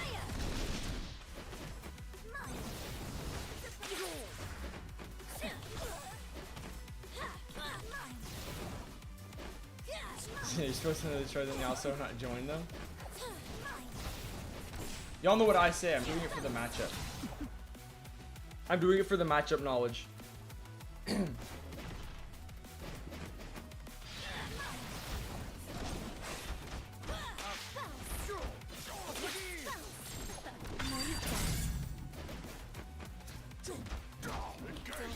Nope. So legible. So legible, actually. Give me your heart. Also, why is Mortal Kombat still the tag? I forgot to change that. That one's my fault. Let's go!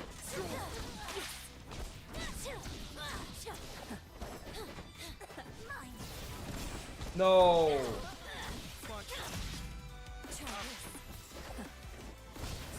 Really, you press there? Fair enough. What is this route?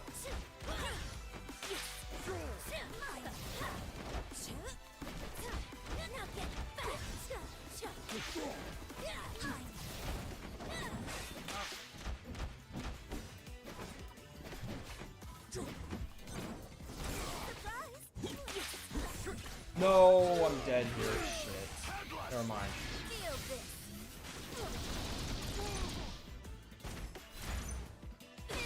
Good read. Try this. Now get back.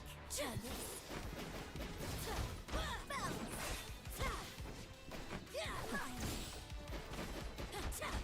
Now get back.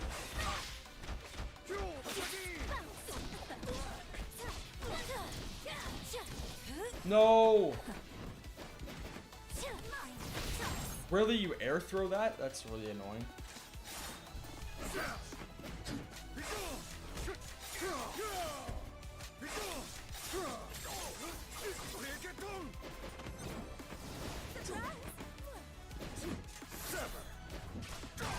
Fuck, I tried to burst. Didn't work though. Ready. Let's go. Now get back. No, you don't. Now get back.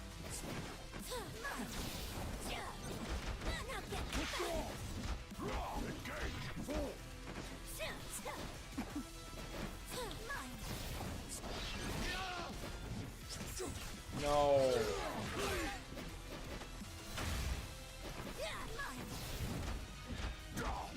Now get back. No, you don't.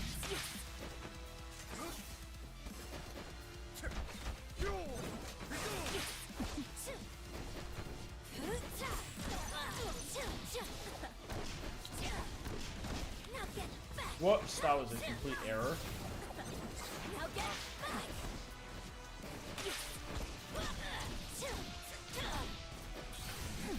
Heart on fire.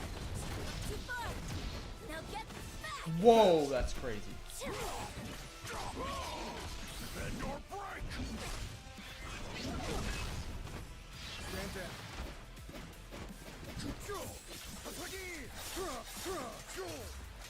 No, that's so unfortunate, man.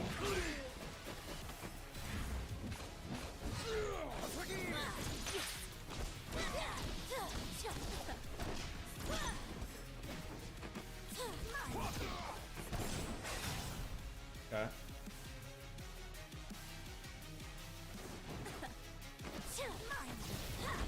Now get back.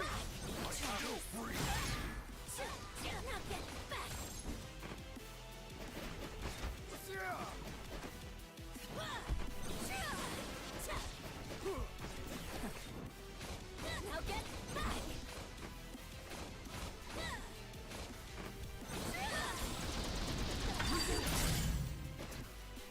Fuck.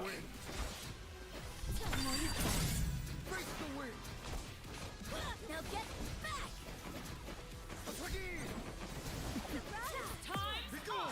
That is not a fun way to win, I'm not gonna lie. Only a fool stands between a Okay, man I'm about and to end, Yasuo wins. Matter of fact, let's go one more game. Ready. Let's go.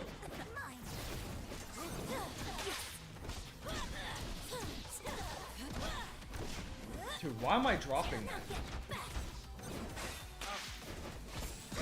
Really, that hit me? The way the round ended looked cool. At what cost? No, you don't.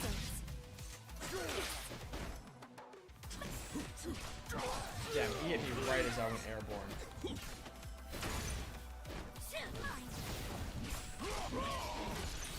Shit.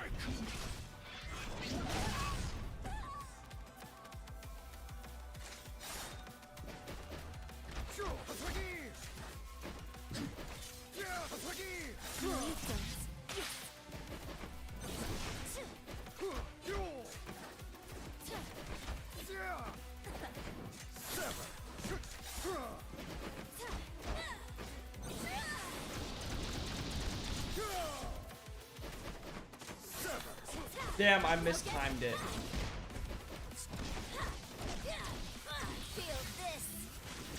Headless! Ready?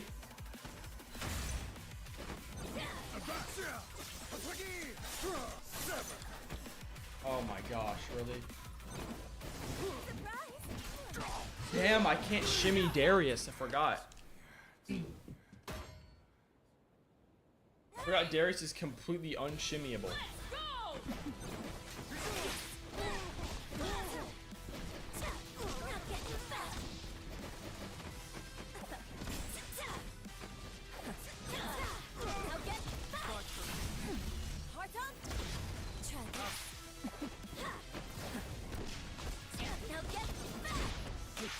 Fuck.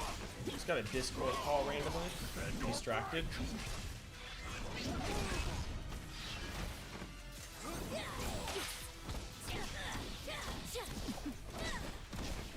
Dude, what is happening to my freaking life today, man?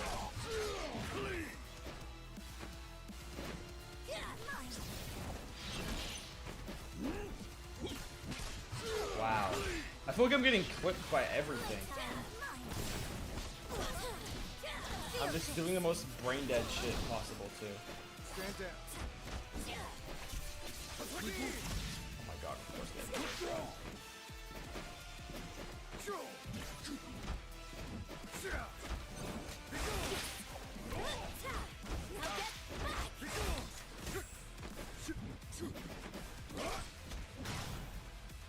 Okay.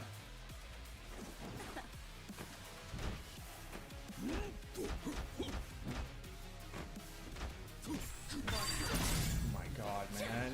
Dude, this is... Okay, one more game. I have to end on a win. I have to end on a 1 set. I can't end on an L. I can't end on an L.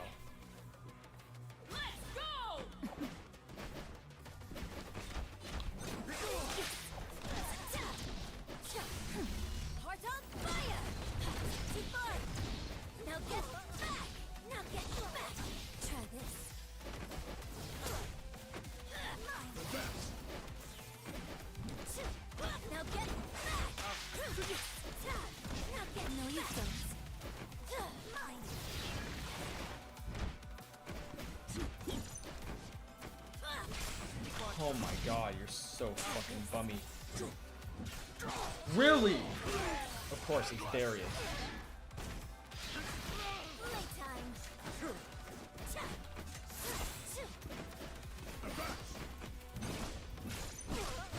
Bro, look at fucking Timmy Tom running away, man. This is so lame. He's just running away. Look at fucking Timmy Tomathan right now, man. Look at this.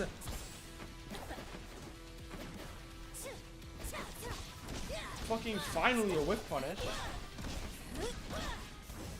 I just sell my soul for that whip punish, actually.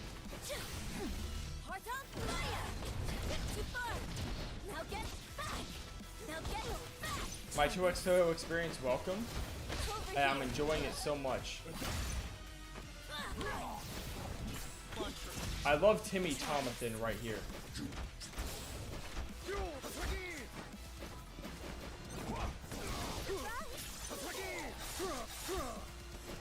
And then he lags too. That's just a fucking carrot on top of it.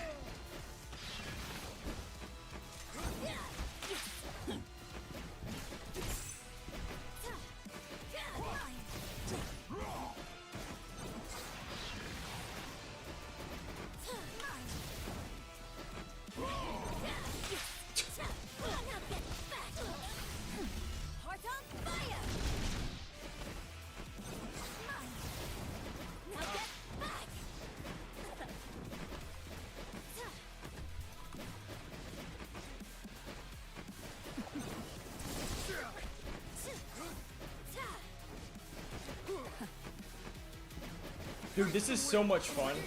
I may as well do it too. Okay.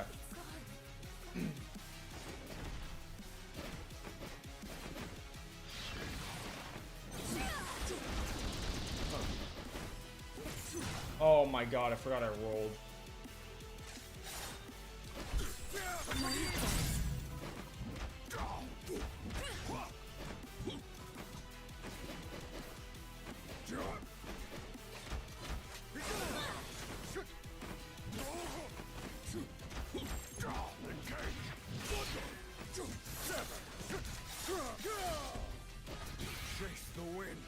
I have to do this because of timeout.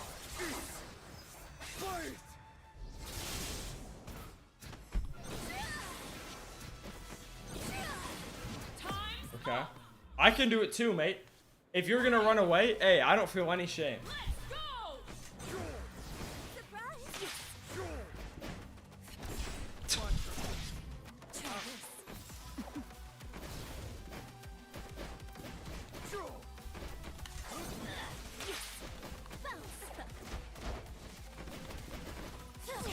That hit me. Keeping it simple? No, for real though.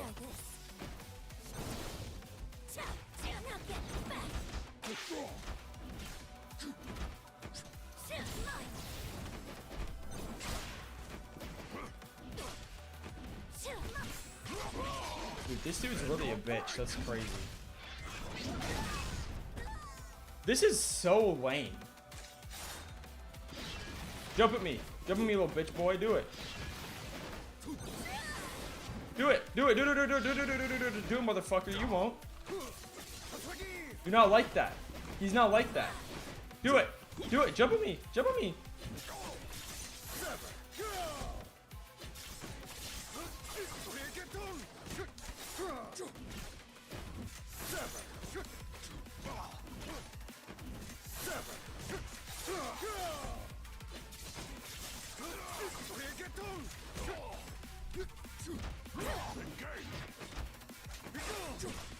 That was so dumb. I don't know why I did that.